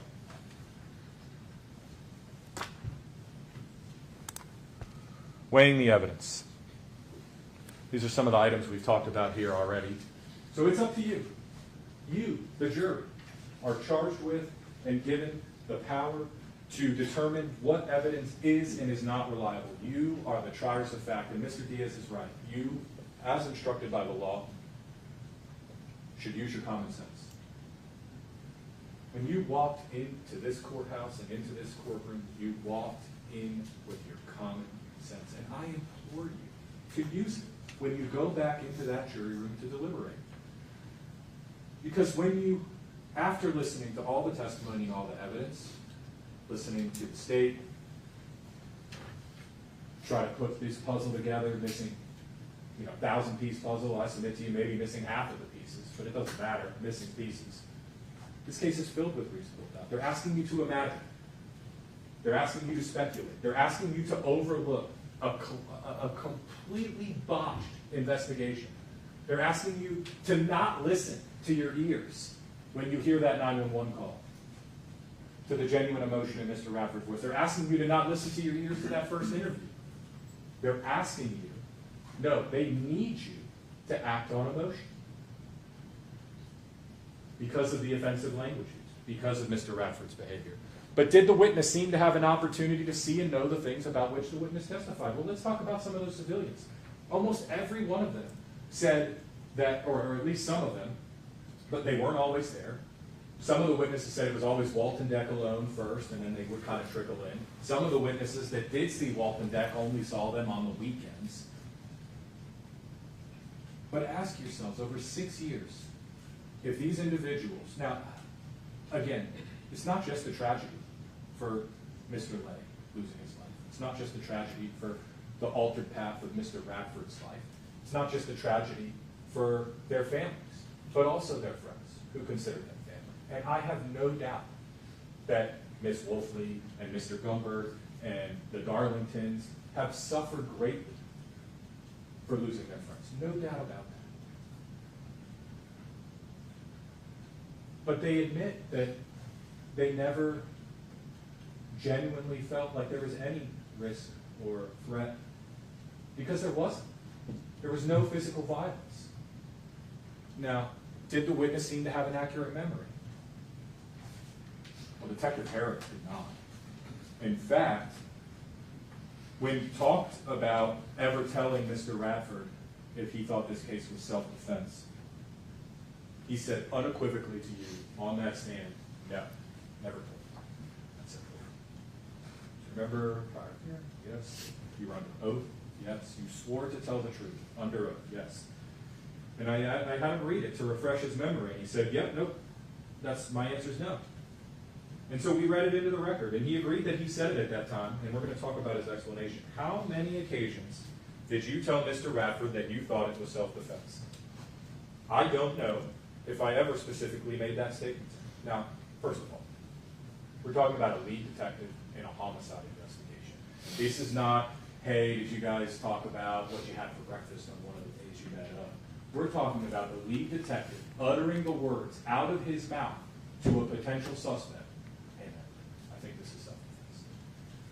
Under no circumstances would your answer ever be, I don't know, unless you did, and you're embarrassed to say it under oath, knowing that your supervisors and the state attorney's office is going to hear that you genuinely believed it was self-defense. Are you sure about that? I'm not positive about that. Again, ask yourselves, is that something a lead detective would forget? He knew military time to the second when he was testifying. Now, of course, I had to pull things out of him that I needed him to admit in front of you. But he is not sure if he told Mr. Radford, hey man, it's across this here, I think this is self-defense.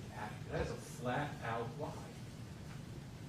So it's possible, in fact, throughout the course of the 35 to 40 days before Mr. Radford was arrested, that you actually told Mr. Radford, I think this is self-defense.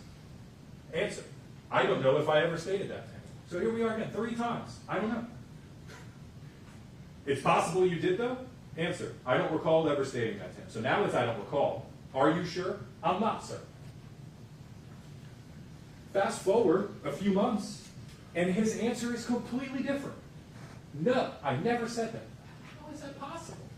Well, I went back and watched everybody else's footage. Well, I submit to you that's not true, because we know that he didn't realize that Detective Mullen was discussing a head injury with Mr. Radford.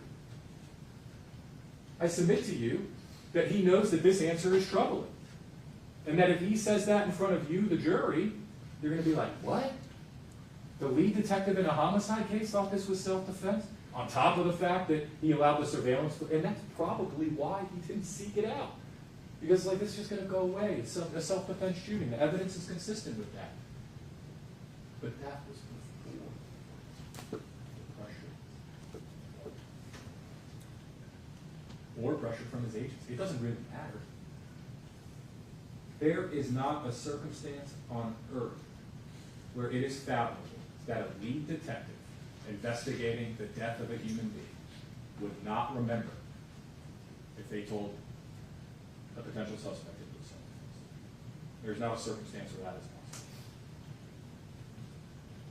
And then he had the nerve to tell you that because he watched Deputy Hoffman's and Deputy Lowe's, now his testimony, I submit to you, is inconsistent on that as well, because he couldn't remember certain things from other people's videos, but that he watched every minute of everybody else's body cams and knows for sure, because he didn't say it on those, never could have said it. But then he had to admit that there are interactions to and from interview rooms. He interviewed Mr. Radford at his home, that body cams would capture all of that. But in a snippet of time, hey, Mr. Radford, how you doing? He's got the recorder going. Okay, thanks. Shuts it off. Making small talk. Hey, man, this is just a process. I know it's self-defense. I just got to do this. But we don't know what was on that. I submit to you we do, based on his answers from the previous hearing and the fact that he lied to you. Was the witness honest and straightforward in answering the attorney's questions? No. Detective Harris was not. Dr. Devers was. That's possible. Somebody could be on top, go prone on top of them, on the ground, struggling over a firearm, and that, although something that I told you would be an awkward position, then becomes less awkward because their arm's being forced that way. And again, think to yourselves, this is a real-time, live struggle. Somebody on the ground. Things are moving chaotically. There's no static skeletons or just we're sitting here, okay, I'm going to pull my gun, I'm going to lift it up, that's kind of awkward. No, this is a real-time struggle. Mr. Radford lifts his hip up as he's kind of rocking back and forth, gets his gun, Mr. Lay grabs it.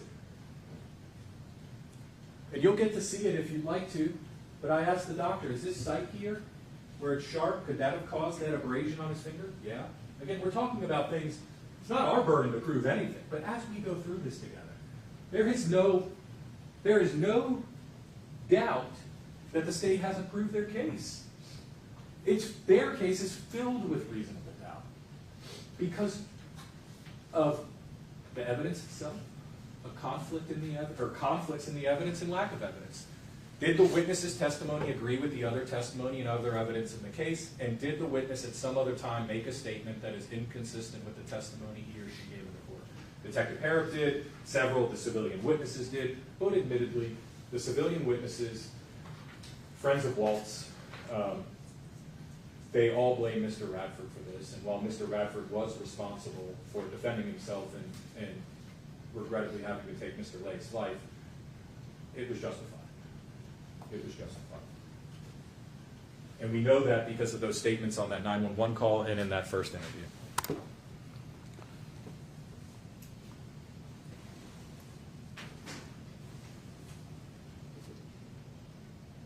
We've already discussed this about Detective Harrop.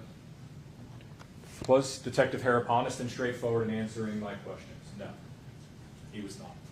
Did he have an interest in how the case should be decided? I submit to you, absolutely. Did the witness's testimony agree with the other evidence in the case? No. He didn't put in his report that he watched that live feed because he made it up.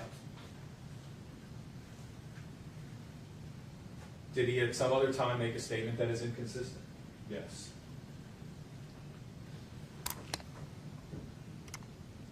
Timeline.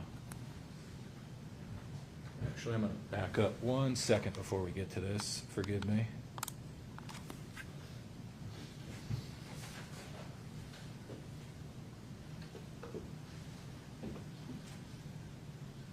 But when Mr. Diaz was before you, he told you that the motive for Mr. Radford to kill Mr. Lay, besides being gay, was that Mr. Lay had the nerve to ask him for a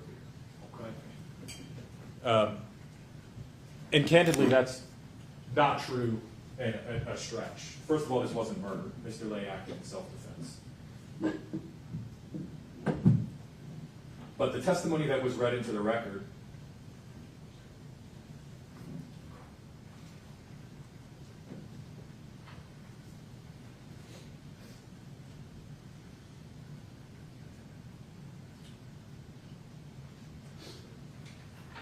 No, go ahead, I can't wait to hear this. Answer, fine. He asked me to go out for a beer with him, and I said no. Question, you mean like he hit on Sir, you? when you're reading, you're going to have to slow down a little bit. I'm sorry. You mean like he hit on you? Answer, I said he asked me to go out for a beer with him, and I said no. Question, yeah, but I'm a straight male. There's a difference between me asking Mr. Fletch, maybe me asking Miss Bailey. One might think if I asked Miss Bailey, would you like to go get a beer? It's because I'm making a sort of romantic advance towards her. Answer, or maybe you just want to have a beer. Question, sure, maybe, but that's not the way you took it. You weren't really upset that he wanted to get a beer, right? You were upset a gay guy wanted to go get a beer. Answer, I told him that I'm straight and I'm married, and if I go out for a drink, it will be with my wife. Right. You said, I'm straight, I'm married. The thing that caused the dispute between you was the gay guy made an advance towards you, and you decided to say, no way. Answer, in your words, yeah. Well, that's a question. Well, you know what's weird? It's not my words, because even Walt in the text message, he says he thinks you want him to fight with you over some weird sort of sex thing. Answer, that's his mind, not mine. So, Mr. Diaz can try to twist Mr. Radford's words, again, and twist the evidence to fit his theory, his story. But the reality is that Mr. Lay told us what he was going to do. Mr. Diaz told you that Mr. Radford mentally and verbally selected the victim. There's no evidence that he selected Mr. Lay to kill. Nothing. He used homophobic slurs? Yes. He was an asshole? Yes. He was a jerk? Yes. He did things that society looks down upon and frowns upon and is unacceptable? Yes, yes, yes. But there's no evidence that he murdered. There just isn't. Because the physical evidence can tell multiple stories in this case, reasonable, plausible theories that he acted in self-defense. None of the witnesses, Mr. Diaz said that he, being Mr. Radford, had a problem with them. And that's just not true. Several of them got up and told you that they got into words with him, that he was verbally aggressive towards them as well. But again, no violence for 6 years. When Mr. Diaz was talking about great bodily harm, he used the phrase, Mr. Radford didn't think he was going to be in a wheelchair for the rest of his life. That's not the law. That's not what the law says. If you go back there and the law tells you that unless somebody feels like they're going to be confined to a wheelchair for the rest of your life, color me surprised. But that's not the law. It says that it can't be trivial or slight more than bruising. We know that he had more than that. And it's not what he suffered, it's what he thought a reasonable person thought they were going to suffer. You heard his words on that 911 call. You heard the sadness, you heard the emotion, and you heard the trauma. Now, Mr. Diaz felt like it was going to be like an aha moment with the video walkthrough, and I didn't touch on this. And I don't know where that was going. He mentioned that Mr. Radford would have heard Mr. Lay coming with his dog. So he was lying in wait. Well, first and foremost, Mr. Radford goes to the dog park almost every day. And the witnesses said that he's usually the first one there, if not at the same time as Mr. Lay knows that. And ask yourselves, if Mr. Lay was truly threatened by that alibi video, I'm calling it an alibi video because that's what I believe it is. If he was really threatened, if somebody told him, somebody being Mr. Radford, somebody that people have testified, both of them have hated each other for years now, They didn't at one point. They were friends. And they were friends when Mr. Radford knew he was gay. So clearly, that wasn't a problem for Mr. Radford. The deterioration of that relationship that the evidence shows was because of things like politics and COVID and masks and vaccines. Liberal versus conservative. Because the civilian witnesses acknowledged we were cordial at one. Now, some said, some implied that they were better friends or just kind of acquaintances, but the evidence is that he knew he was gay before that relationship deteriorated, which doesn't comport with the state's story or theory that he hates him because he's gay. Well, he uses improper language. He grew up in a different time where that was part of the lexicon. Is it right to continue to use it? Nobody is saying that. But that doesn't make him a criminal, and it doesn't mean he committed murder. And it certainly doesn't mean he targeted Mr. Legg.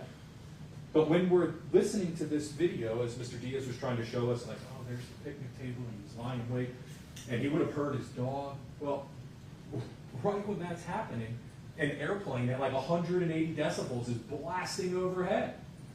So, again, we're speculating and imagining on Mr. Diaz's behalf. Maybe he heard his dog. Maybe he was lying in wait. Again, no evidence of this.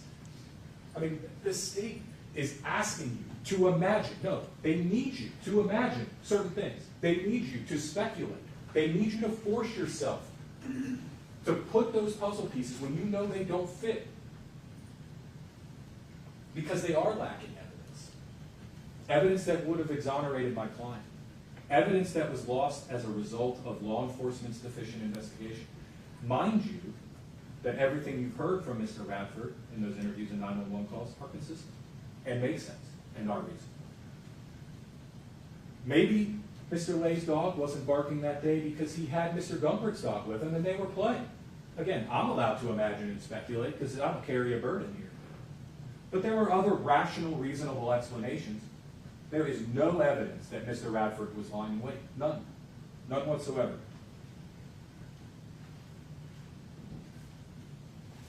Mr. Diaz asked you, or wants you to, look at the jury instruction about justifiable use of deadly force and specifically implies that because Mr. Radford used force or assault or a threat of force, that he had a duty to retreat. Again, you have paid close attention. Mr. Diaz is right. You've been taking thorough notes. You've been locked in, listening to every witness, watching every interview, listening to every 911 call. There's no evidence, actual eyewitness evidence, beyond the version of events we have from Mr. Radford, that Mr. Lay was attacked by Mr. Radford. Are there some abrasions on him, as testified by the doctor? Sure. But I think if you look at those two pictures, not I think, I know.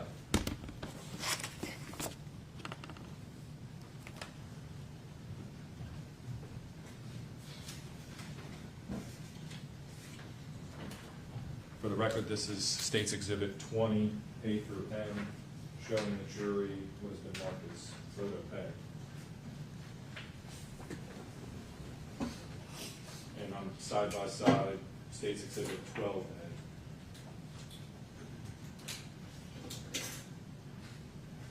Who got the better of who?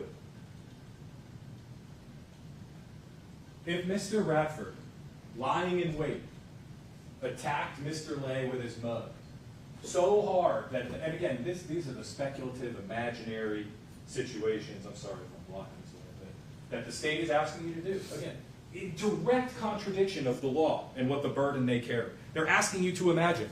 They're asking you to speculate. If he hit him over the head so hard with his mug that the handle broke off, is that the injuries you're going to see? Absolutely not. That doesn't make sense. Using your common sense, you know that's not true. Is it possible that Mr. Radford, when he was struck over his head and fell to the ground on his elbow, that a handle, mind you, when you look at the photos, is not screwed on? I don't know if you remember me asking, was it screwed or glued? You can clearly tell it's just like some type of glue, and it just snapped off.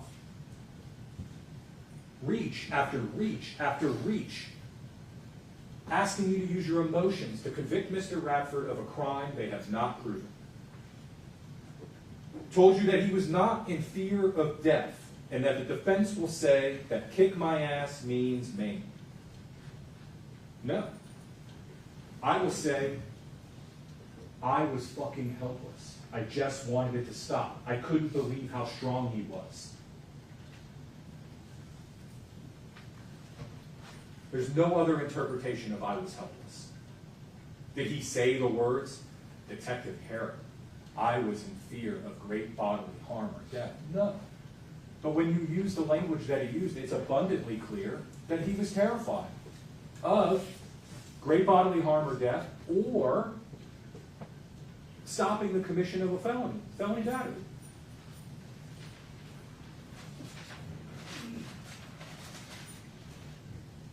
Mr. Radford, or Mr. Diaz told you the only way John Walter Lay gets to speak is that selfie video.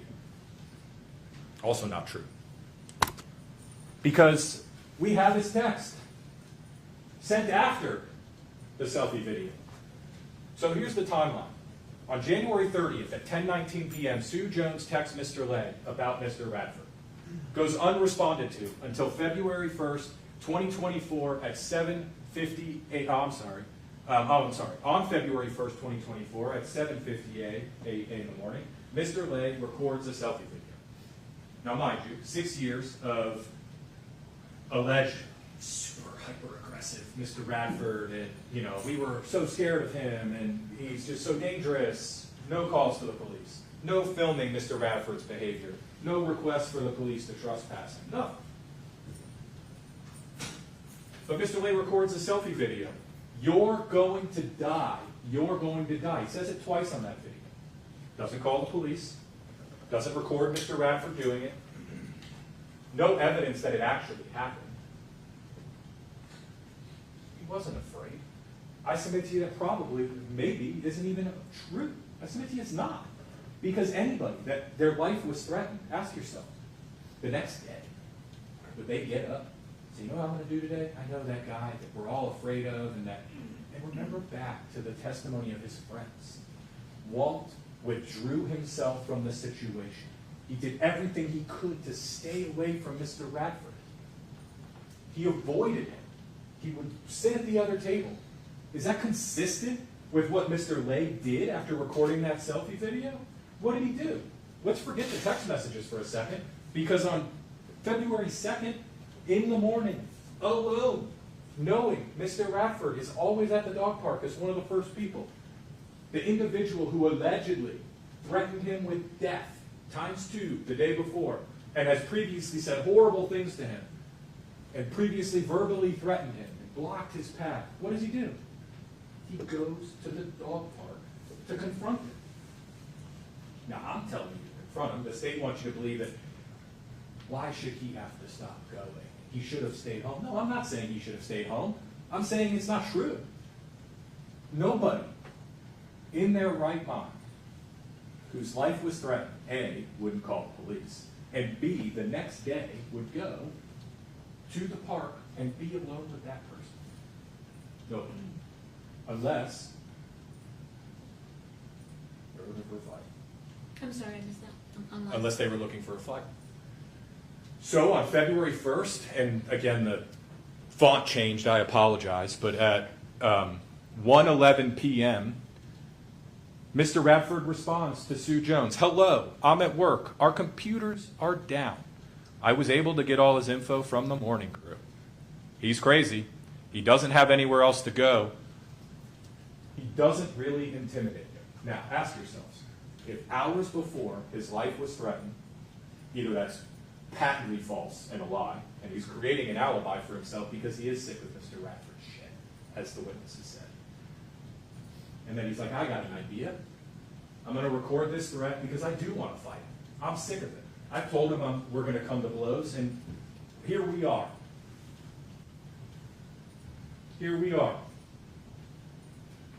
I'm not really he doesn't really intimidate me. But allegedly, hours before, he said, you're going to die. I thought if he blocks my path again, and mind you, he's talking about the individual who told him he was going to die. I'll try to tackle him. He's really older than he looks. He's weak and feeble. I'll keep you informed. This weekend should be drama. There is no other way to interpret that that Mr. Lay wanted and was prepared to attack Mr. Radford. And again, the physical evidence corroborates that. Mr. Radford's 911 call corroborates that. His interviews corroborate that. And the state of Florida would have you believe, would need you to believe, that because Mr. Radford didn't have diarrhea of the mouth, exactly how they would have done it. Remember, Detective Nix, there is no right or wrong way to react to trauma. Right? Everybody reacts differently. Detective Herrick admitted it too. One of the few things he admitted. Because Mr. Radford didn't say it the way Mr. Diaz wanted him to say it, in the order he wants to say it. Guilty, lie. No. Absolutely not. He's eat up with bursitis. I think he wants me to beat him. That's what Mr. Radford said happened. Now ask yourselves. And I asked the detective this. Well, I mean, that's a different thing. It's not the same. Different messages. Get out of here. That's laughable. It's insulting. Those things are diametrically opposed. A selfie video that you're keeping for your safety. Sharon told me to do this to protect myself. So that implies that he believes it. Implies. But we know he didn't, because hours later he sends this message. Now ask yourself. There's only a few possibilities here. Either he made it up, or this is all true. Well, I submit to you that this message is all true. But either the video is made up, or Mr. Radford did it and he didn't believe it. But either way, we know what Mr. Lay. Because remember, Mr. Diaz told you that his voice is heard only through that selfie video. No. Because that selfie video is not the last of Mr. Lay's words. These are the last known recorded words that we're aware of right in front of you. 18 hours before Mr. Radford called 911, a call you listened to shortly ago. Mr. Lay says, now mind you, never physical violence between the two. I'm going to try to tackle him. He doesn't intimidate me. He's weak and feeble. He knows about his ailments. The witness testified he knew about his ailments. And then Mr. Radford is hysterical on 911. I didn't have a choice. I was helpless.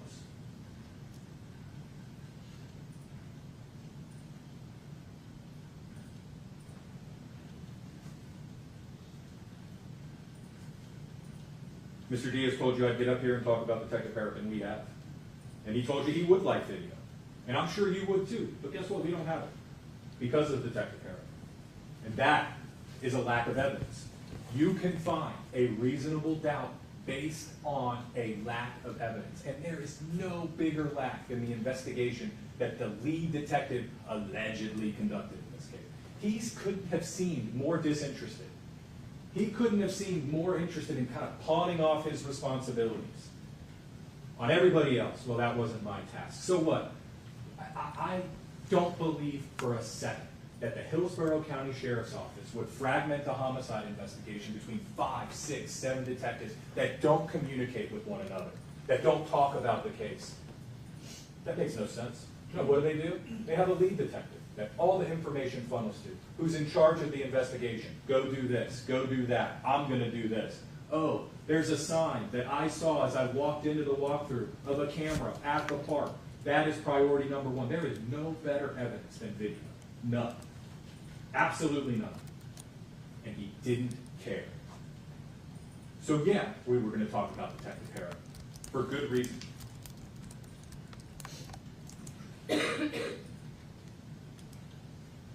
It's incredibly troubling that the state would acknowledge the lack, but then turn around and say, well, we don't know what would have been on it. That's not Mr. Radford's problem. That's not Mr. Radford's job. That's Mr. Diaz's problem and Mr. Diaz's job. And that alone, I submit to you, should lead to reasonable doubt.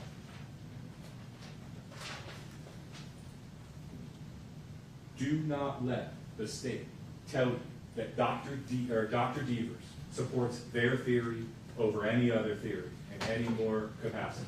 Do not. Because you heard her testimony unequivocally. She cannot testify to the orientation of those bodies. All she can tell you is the bullet path. That's it. And in a real-time fight, she agreed that it would be just as feasible for a bullet path with a struggle over a firearm, if somebody's offset, that it was possible. She couldn't tell you anything without video or eyewitness testimony.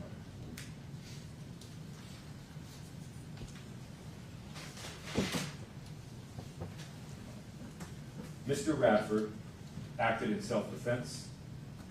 He was in reasonable fear. There was a struggle over the firearm, and he had to take Mr. Lay's life to save his own.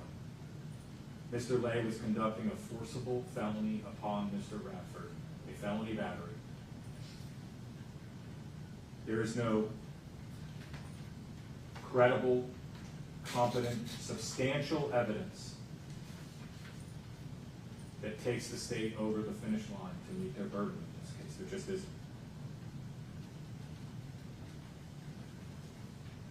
There was discussion in Mr. Diaz's clothing about Mrs. Darlington saying, "I want to kill him." And in a vacuum, without context, that doesn't sound good. It doesn't. But when we add context, like 6 years of a contentious relationship, could we say to ourselves, could have been a figure of speech, absolutely. But when we add context, like how we analyze what Mr. Lay's friend said when confronted with this text message. What if I told you that Mr. Lay, I think Ms. Wolfley, one of the first witnesses, he probably just joking. Maybe he was. It's the state first. I don't think he was joking. But I submit to you that when you are getting under each other's skin for years and years and years, when you have that individual, Mr. Lay, admitting to other state witnesses that he's doing it on purpose to rile up Mr. Radford, at some point, you may say something like, "I want to kill him." That doesn't mean you did. Especially when the evidence isn't consistent and doesn't prove a homicide. It just doesn't. Especially when we have Mr. Lay's last words that he's going to tackle Mr. Radford. Especially when you use your common sense and you think about that 911 call. Truly think about it. Listen to those words. Listen to that emotion. When you watch that interview, when you watch that walkthrough, when you think about his cooperation, when you think about his injuries versus Mr. Lay's injuries. The entire picture, not a cherry-picked quote.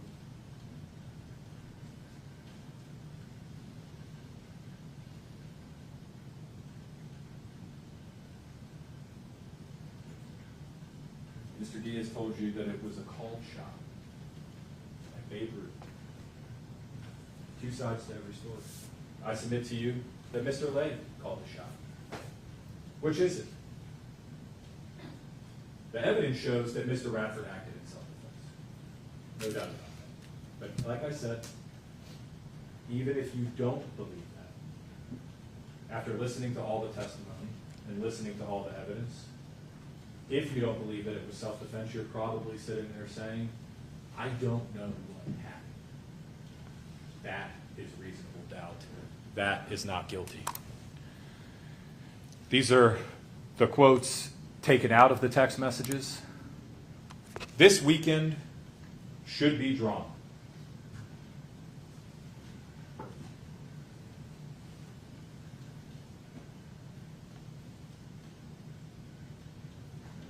In the most tragic of ways, it was. I am incredibly saddened that we find ourselves here. As is abundantly clear at this point, incredibly troubled by the presentation of the state's case when it comes to their burden of proof. Members of the jury, I appreciate your time and attention in this case. I ask you, when you go back into that jury room to deliberate,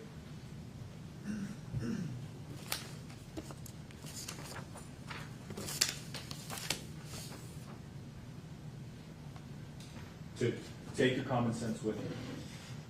I ask you to truly hold the state to their burden, to not act emotionally on the mean slurs or homophobic statements or the claimed aggressive behavior against Mr. Radford. Because remember, before you get to the enhancement, you have to find that Mr. Radford, in fact, committed murder or manslaughter. Because the enhancement says, if you find that Gerald Declan Radford committed second-degree murder or manslaughter, and you also find beyond a reasonable doubt that he, so remember, you have to find that first, and I submit to you there's no way, based on everything presented, two sides to every story. The evidence fits, that's reasonable doubt. But that he perceived, knew, or had reasonable ground to believe that of his sexual orientation, no dispute there, none at all. 2, intentionally selected John Walter Lay II because of that perception. There's just no evidence of that. None whatsoever. As it pertains to second-degree murder, the state has not established, first of all, that the use of deadly force wasn't justified. Their burden to prove to you beyond and to the exclusion of all reasonable doubt it wasn't justified. And we've gone over more reasons than we can count as to why. But he's not guilty of that. That the homicide was justifiable, that it was done while resisting the commission of a felony upon himself, that it was done to stop the imminent threat of great bodily harm or death, and he's not guilty of manslaughter because the killing was justified for the aforementioned reasons. So, when you go back to deliberate, and you weigh the evidence, and you hold the state accountable to their verdict, I ask you to return the only verdict supported by the facts, supported by the evidence, and supported by the law, not emotion. And I ask you to return a verdict on the verdict form of not guilty. Choice C. Thank you. All right, we're going to take a quick comfort break before we conclude. All rise.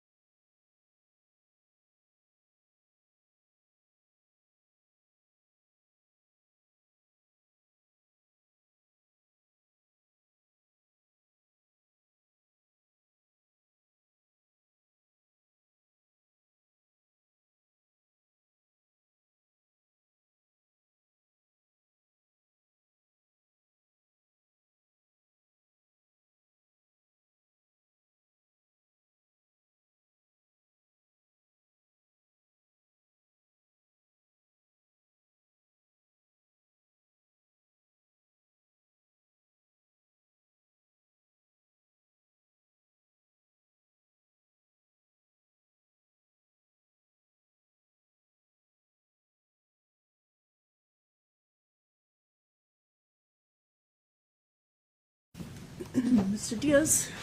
Thank you, Judge. If you wrote down any one thing I said, I hope it's the timestamp, 13 minutes and about 10 seconds under the recorded audio of the first interview of Gerald Radford.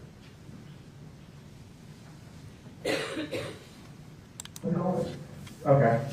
So he comes walking the other way and he said something. And I said, fuck off. And we're like walking towards each other. And he just fucking, he said, get away from me or I'll kick your, I don't know what he said. I can't say what he said or I'll kick your ass. I said, what are you going to do? So he comes walking the other way and he said something. That's Gerald Radford seeing the victim walking towards him. And I said, fuck off. Will you just, we're like walking towards each other. They're walking towards each other. And he just fucking, he said, get away from me or I'll kick your, and then he stutters. He stops. He catches himself. I don't know what he said. I can't say if he said, I'll kick your ass. I said, what are you going to do? That's Gerald Radford by the picket bench. It's Walter Lay coming in the park, walking towards each other. That's not Walter Lay ambushing Mr. Radford. That's not blindsiding him. That's Walter Lay saying, get away from me or I'll kick your ass. That's a conditional statement. You could phrase that as, if you don't get away from me, then I'll kick your ass. That's not, I'm here to kill you, old man. That's not, today's the day you die, buddy. That's an expression of, get away from me or I will defend myself. I said, what are you going to do? That's Gerald Radford. That's the statement of every bully. That's the kid you knew in high school or you knew in middle school who would go up to somebody and start pushing them. Find a weaker kid and bully them. What are you going to do? What are you going to do? What are you going to do? Because that's what Gerald Radford did for months. Did for months to John Lay. That's Gerald Radford's words. And go back and listen to that. Go back and listen to about 5 minutes before that when he starts telling the entire history of their relationship. Because you know what you're going to see? He's not concussed. He's not crying. He's not confused. He's relating exactly what the history between the two of them was. He's not saying, I don't remember what he said at all. He said, get away from me or I'll kick your, well, I don't know what he said. I don't know if he said, I'll kick your ass. He didn't say, I don't remember if he said, get away from me. He keeps that part.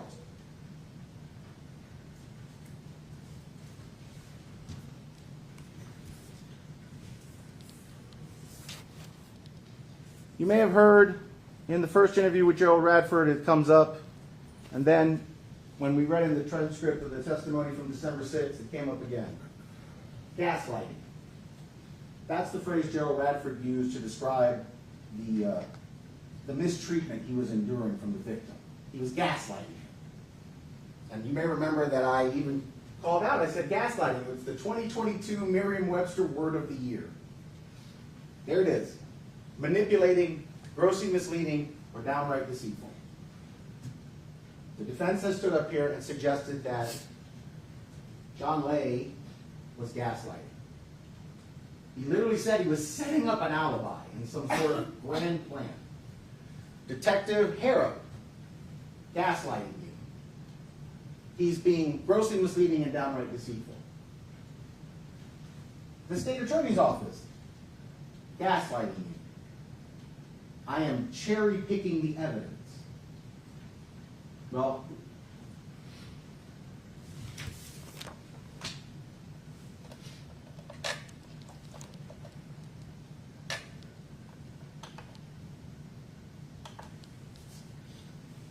there we go. I never did anything to him. I never insulted him. I talked to him and treated him with respect just like everybody else there. That's the words of Gerald Radford. That's his first words. Is that gaslighting? I swear to God, I never did a damn thing to the guy. And I don't know why he started on me. You don't know why he started on you? Is that gaslighting? No, I don't think I ever threatened him. 6 people. 6 people came here to talk about what Gerald Radford did. Is that gaslighting? Are they gaslighting you? Or is Gerald Radford gaslighting all of us? Who's gaslighting who? You know, as I was sitting there, I thought of these quotes. Words may lie, but actions will always tell the truth. A lie stands on one leg, and truth stands on 2. And the reason that means is because you can knock a lie over. It's not some stable footing. That's what the state of Florida has done. I have done that because, as I have said over and over, this is the question. I killed him, but, it was self-defense. And if you don't think it was self-defense, I killed him. That's what's left. That's what's left. It's like simple math. Now,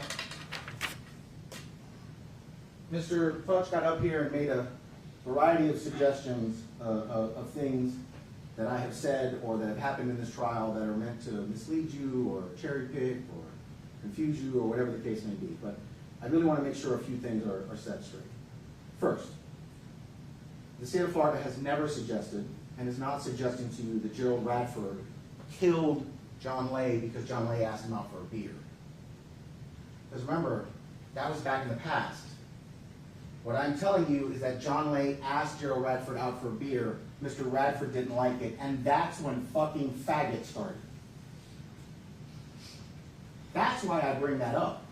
Because Gerald Radford and the defense want to tell you, this is all just the First Amendment. These are all just people having reasonable disagreements about politics and mask mandates and COVID and vaccines. It is not. It is not. Fucking faggot came about because Gerald Radford had a guy make a pass at him and he didn't like it. Which is a ludicrous thing to do to begin with, because I can't imagine how many people, but especially how many women in the world, must have a guy make a pass at them, and we would all look at them if they just ran around yelling at people some horrible invective. That's not what we expect. But they're right. Mr. Radford can say that all he wants, except you can't keep saying that about the guy that you want to break his jaw, punch him in the face, fucking kill him, and then actually killed him. The defense has tried to talk about how I pointed out the picnic bench because that's some sort of indication of there was this plan to kill. That is not what I'm saying. If I wanted to argue to you that Gerald Radford planned to kill John Lay on February 2nd and that there was some elaborate plan in place where he was laying in wait, we would have charged him with first-degree murder. We didn't charge him with first-degree murder. We don't think this is a premeditated killing. We think this is 2 guys who had a fist fight, and Gerald Radford exceeded the scope of the law, pulled a gun, and shot a guy illegally, not in self-defense. That's why it's second-degree murder. That's why I talk about hatred, ill will, spite, or evil intent, and not premeditation. I only talk about the park bench because it shows Gerald Radford is behaving in conformity with the behavior you've heard about him at every place. He knows John Lay is coming. He knows where he's going to be, and he wants to just have his usual bullshit argument with him. he wants to bully him. That's what he was planning. He wasn't planning a murder when he's waiting by the park bench. I suggest to you he was never planning a murder at all, because that would be premeditation. He killed him out of hate in the moment.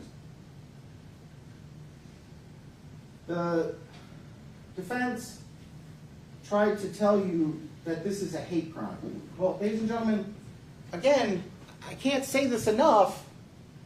Words matter. This is literally the law for the crime being enhanced or the aggravation by the intentional selection. Where's the word hate? Where's hate crime? It's not a hate crime. Do you know what the hate crime is? There. It's second-degree murder. That's the hate.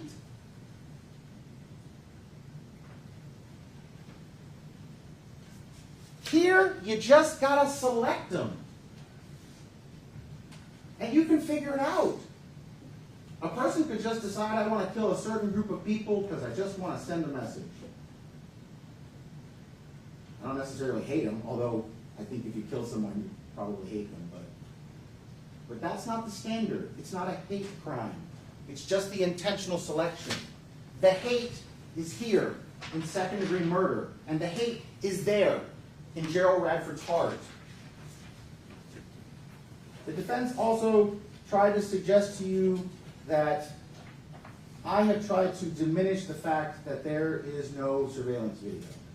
That I said, there's no surveillance video, but we don't know. I'm just stating logic. We don't know what the video contains. No one can say for sure. But I'm not trying to tell you to ignore that. But I'm also telling you to follow the instruction. You're going to get an instruction called Weighing the Evidence 3.9. And I talked about this during jury selection because, of course, I had the information and you didn't know yet. But I talked with you about, what if there's no fingerprint? What if there's no DNA? What if there's no surveillance video? Well, there's no fingerprints. The DNA didn't help a whole lot. And there's no video, right? But that's not the standard. Whether the state has met the burden of proof does not depend upon the number of witnesses. I didn't have only one witness. I had a whole bunch.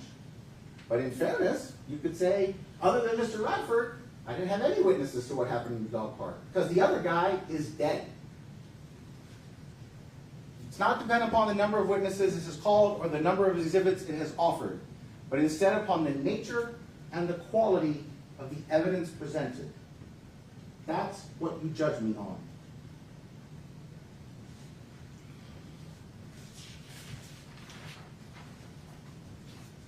Mr. Futch has made a pretty bold claim. And he didn't mince words about it. He said it to you over and over again. He told you that not only did Gerald Radford act in self-defense, John Lay was a criminal mastermind trying to set up an alibi. Right? It's not just two guys had a fight. This was all planned by John Lay. He was setting up an alibi. I submit to you, ladies and gentlemen, that is preposterous.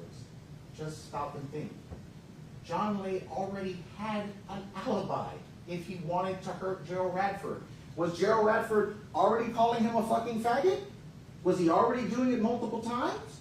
Was he already doing it in front of other people? Was Gerald Radford already blocking the path of Mr. Lay? Were the people who saw it already concerned for Mr. Lay's safety? Were they already telling him to call the police and to get somebody involved? If it had been the other way, and John Lay was sitting here and Gerald Radford was dead, he already had all that. Why does he need to set up an alibi? A single selfie video. It's ridiculous. It is asking you to ignore what your eyes are seeing and your ears are hearing. Just consider the dichotomy, because this entire trial is a dichotomy. Fear or hate. Justified or unjustified. But even the two men are the dichotomy. Gerald Radford is a bigot. Everything he did was bigoted. and hateful and aggressive and threatening. And person after person came up here and told you that John Lay was laid back, peaceful, non-confrontational. I think one woman described him as a scholar, not a fighter or a warrior. And they want you to ignore that. That's gaslighting. They're telling you to ignore what your eyes see and your ears hear. That's not cherry picking. I'm literally telling you, look at the evidence.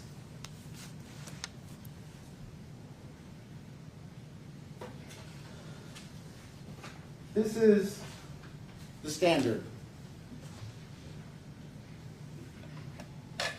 I made no secret about it. I didn't try to hide it. I did it, remember? The Kentucky Wildcats. Whenever the phrase reasonable doubt is used, you must consider the following. We define a reasonable doubt in the negative. It is not a mere possible, speculative, imaginary, or forced doubt. Mr. Futch stood up here and started talking about how Dr. Deaver said all of these things are possible. And that's true. Medical science can only tell us so much from an autopsy. But when I stood over Mr. Chambers, who was on his knees right here, and I drew the gun and it just instinctively went to the right spot on his body to shoot him, certainly it's possible. But is that reasonable? Is that more reasonable than the other things you had to watch me do with Mr. Chambers, where he had to like stand on the step ladder, so I was further down on the body, pretending to be Mr. Lay, further down on the body of Mr. Radford, and Mr. Radford would draw the gun, and the gun has to go somewhere all the way across the head of Mr. Lay and come over to the left side of Mr. Radford's body, and then turn the gun back, and then finally find the magic angle. There's a logical thing that says Occam's razor. Given two options, the simpler one is likely to be true. So, yeah, judge me, ladies and gentlemen, because that's the burden. But judge me on this burden. What is reasonable? Is it reasonable that John Lay got a bunch of scuff marks and gouges to his knees because he's on the floor struggling for his life, fighting over a gun? And that's why he gets shot downward from a man standing behind him, who in that instance is absolutely positively not acting in self-defense? Or is it some complex thing where Gerald Radford was laying on his right hip, doesn't get any dirt on his pants, doesn't get any marks on his pants, he somehow rolls over, he gets the gun free, he doesn't do the instinctual thing, which is what he demonstrates in the first instance, which is he just fires from the hip into the left side of John Lay. No, instead, now Mr. Lay wrestles over the gun. Well, Mr. Radford is on the ground. So if I put my back to this wall and pretend that that's the ground, when I draw the gun, the guy who's on top of me, the easiest way to take the gun away from me is to push the gun this way. He has the advantage. He's 50 pounds heavier, and he's leaning on me. It's the strength of my one arm against the sum total of his body weight. But he doesn't do that. No. Gerald Radford, who is somehow too weak to resist Mr. Lay, manages to somehow get the gun all the way over, like this. And then in the most awkward position possible, do this. While still having Mr. Lay's finger in the trigger guard, and disengages the safety because Mr. Lay is somehow furiously pulling the trigger. It's just not firing because the safety's engaged. Because John Lay has a gun pointed at him, but he's pulling the trigger. Let me pull the trigger now while the gun's pointed at me. Is it possible? I guess. I think it borders on Little Green Men from Mars, but you may feel differently. But it's definitely not reasonable. You have to force yourself to believe it. You have to find a way to imagine that. You have to speculate. That is not a reasonable doubt.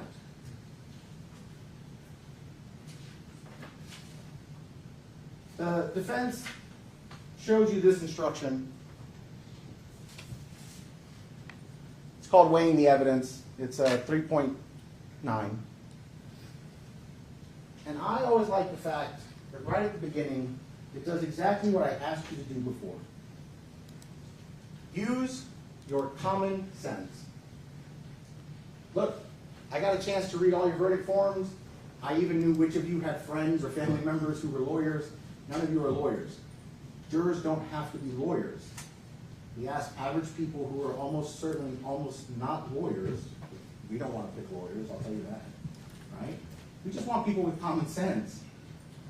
I just want you to use your common sense. I want you to stop for a minute and think about this statement. Do you remember this moment? Mr. Futch held up these two pictures and told you that this guy got the worst of it. That guy's dead. That man gets to keep living. He gets to keep breathing. He gets to dream. He gets to love. He gets to hope. This guy gets none of that. This guy got the worst of it?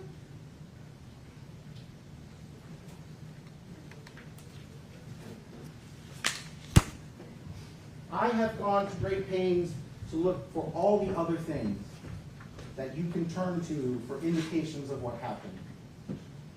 And that is why I have focused on things like dirt on the jeans, dirt on the face, dirt on the speaker, dirt on the gun. It's why I have focused on things like the number of bullets in the gun.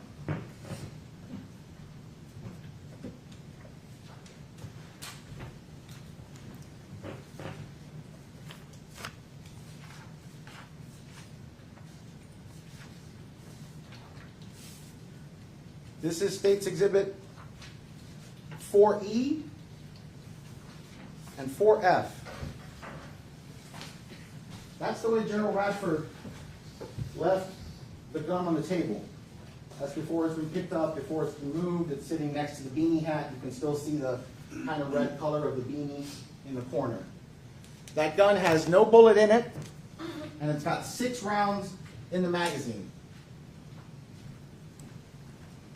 And so, since Mr. Futch read the transcript to you, and I need to be clear, ladies and gentlemen, because we have this problem all the time, you don't get the police report, you don't get the transcripts, you have to rely on the things you hear. We're not going to give you those things on paper. This was said. This is from Mr. Radford. He's asked, you wait for law enforcement to arrive? He says, I did. I walked from where the scuffle took place, walked over to the table, and as I was walking over, there was 2 rounds jammed in the slide. 2 rounds. The stovepipe round that didn't eject, and the follow-up round that was pointing inwards with the primer out, and that couldn't load into the chamber because of the stovepipe round. So it just had it blocking the slide. So it took me a few tries to get it out. And I know that the round fell out because it hit me on the foot. It wasn't an empty shell. This hit me in the foot. It had bullet weight behind it. Okay, so stop and think about what Gerald Radford has said.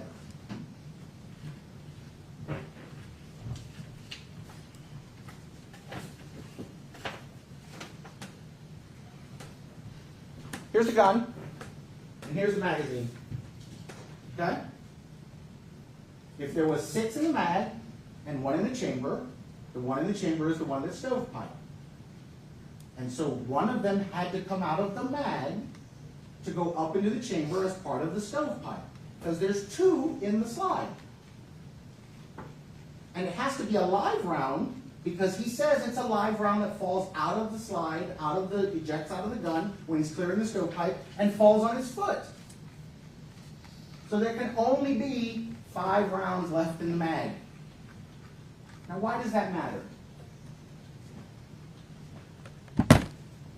Mr. Futch stood over here and told her to tell you that the 911 call was a spontaneous moment of emotion by Mr. Radford. He said there was no time for reflection. And I submit to you that's just not possible.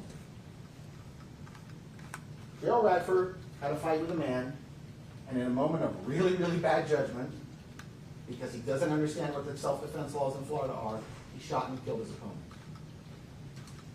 And I submit to you that if he's having an emotional moment, it's because he's just killed a man. Okay? But now, he's got a gun in hand, it's loaded, and it's stovepiped. It takes 2 hands to unload the gun. It takes 2 hands to clear the stovepipe. So he's not on the phone yet, talking to the police. He can't be clearing the phone, he can't be on the phone and clearing the gun, right? He's clearing the stovepipe. The bullet's falling on his foot. He's got to stop, he's got to pick it up, and then he's got to put the bullet back in the mag for some reason. And I know Gerald Radford is going to say, I was trying to do the right thing, I was trying to render the weapon safe. Well, first off, the weapon was safe. Right? It wasn't firing. That's what a stovepipe is. It can't fire. And even if you did clear it, what's the need to put the bullet back in the magazine? The magazine's not in the gun, the bullet's not in the gun, it's no danger. Right? But he did. He had the time for that. He had the wherewithal and the focus to do that. Remember, that's one of the first things that's happening after the moment. And then if you listen to the testimony that was read into the record, Gerald Radford also picks up his speaker. Remember? Because there was that whole thing about whether or not there was sand on the speaker and whether or not he picked it up. So he's got to have time to pick up a speaker, unload a gun, clear a stovepipe, reload a mag. He still hasn't even started making the 911 call. But interestingly, Gerald Radford, a man who needs glasses to see up close, remember these things, his transitions? The ones covered in the sand from the park a year later? He doesn't go get those, because he talks about he's trying to dial the phone 999, right? No one looks at their phone like this. You put your phone here and dial it.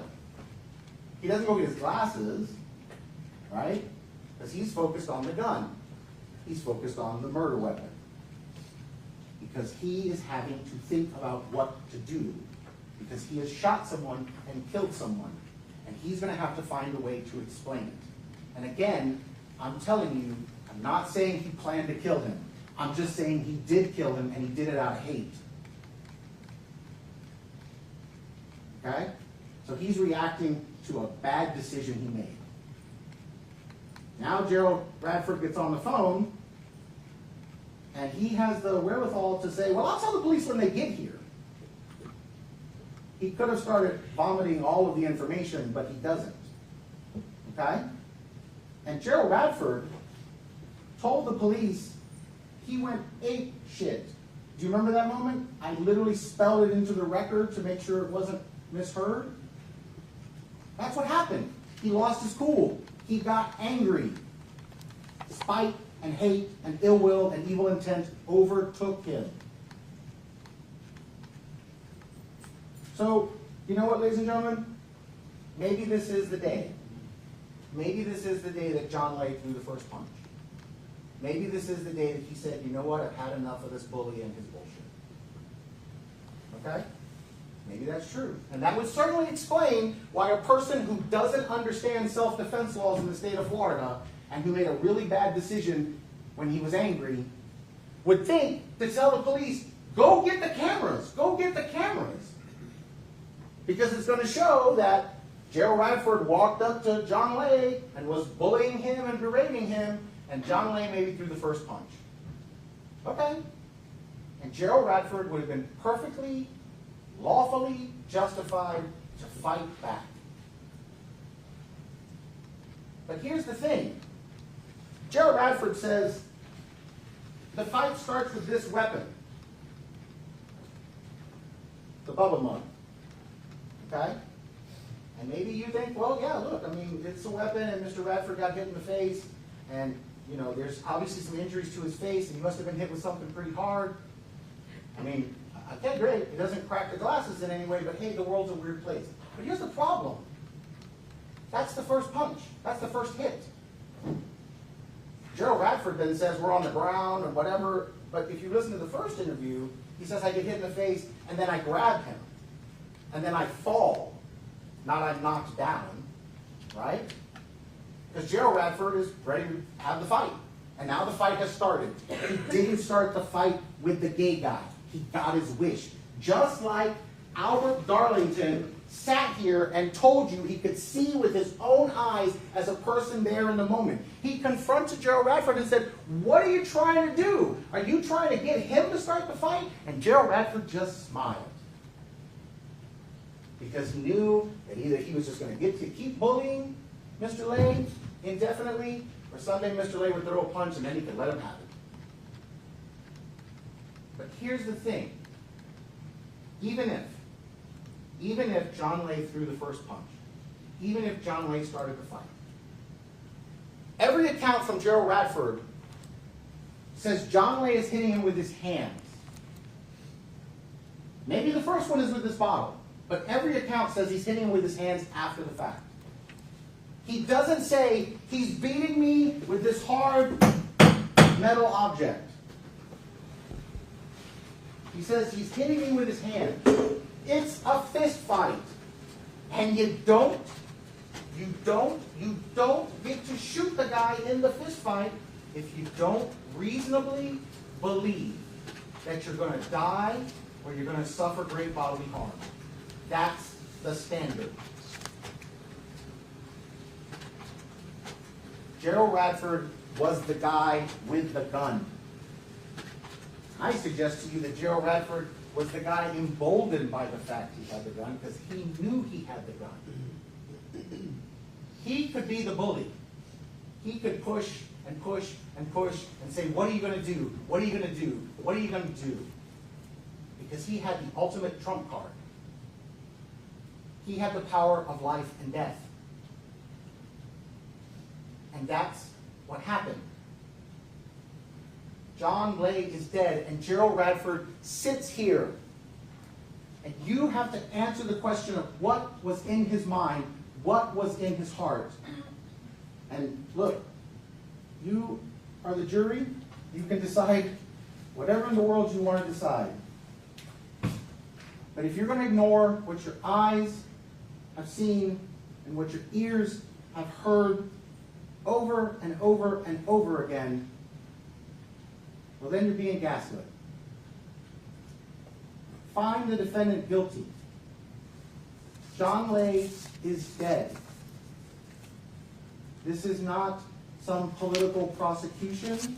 This is not something that we simply wave away. It's not anything that I told you up front. Because remember, like Babe Ruth, I stood here and I called the shot. We're going to say it's the First Amendment, it's no big deal.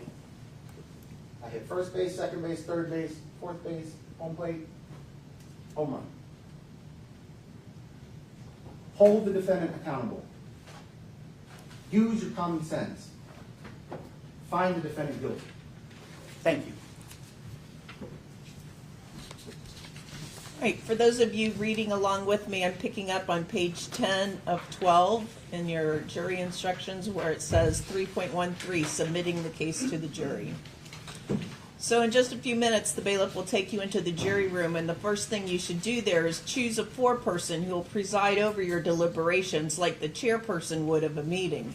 The foreperson should see to it your discussions are carried on in an organized way and that everyone has a fair chance to be heard. It is also the foreperson's responsibility to sign and date the verdict form when all of you have agreed on a verdict and bring the verdict form back here into the courtroom. You will discuss this case with your fellow jurors to reach an agreement. Again, your verdict must be unanimous. Each of you must decide the case for yourself, but you should do so only after you've considered all the evidence, discussed it fully with other jurors, and listened to the views of your fellow jurors. Do not hesitate to change your opinion if the discussion persuades you to do so. However, you should not surrender your considered opinion in order to be congenial or to reach a verdict solely because of the opinions of other jurors. Do not change your honest belief about the weight and effect of the evidence simply to come to a verdict. During deliberations, you must communicate about this case only with one another, only when all of you are present together in the jury room. If, for example, a juror goes to the restroom, the deliberation should stop until that juror returns. You're not to communicate with any person outside the jury about this case. Until you've reached a verdict, you must not talk about this case in person or through any other means with anyone. else, and do not contact anyone to assist you during your deliberations. These communication rules apply until I discharge you at the end of this case, and if you become aware of a violation of these instructions or any other instructions I've given you, please let me know by giving a note to the bailiff. Many of you have cell phones, tablets, laptops, smartwatches, other electronic devices here in the courtroom. Our rules of procedure do not allow you to take those into the jury room, so leave them with the bailiffs. They'll be secured and guarded while you deliberate. If you do need to make a quick phone call or text to someone to let them know you're about to begin deliberations and so you will be incommunicado for a while, you're welcome to do that before your deliberations start. The bailiff will also explain to you how you advise us when you've reached a verdict or how to communicate with us if you have a question. If you do need to communicate with me, send a note through the bailiff signed by the foreperson.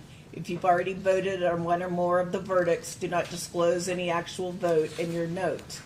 If you do have a question, I must discuss it with all court personnel to determine first whether legally and procedurally we can even answer it, and secondly, if we can, how we will do so there will be an obvious delay in any response to you. You may continue your deliberations if you're able to do so while you wait for our answer. I will answer questions either in writing or orally here in the courtroom.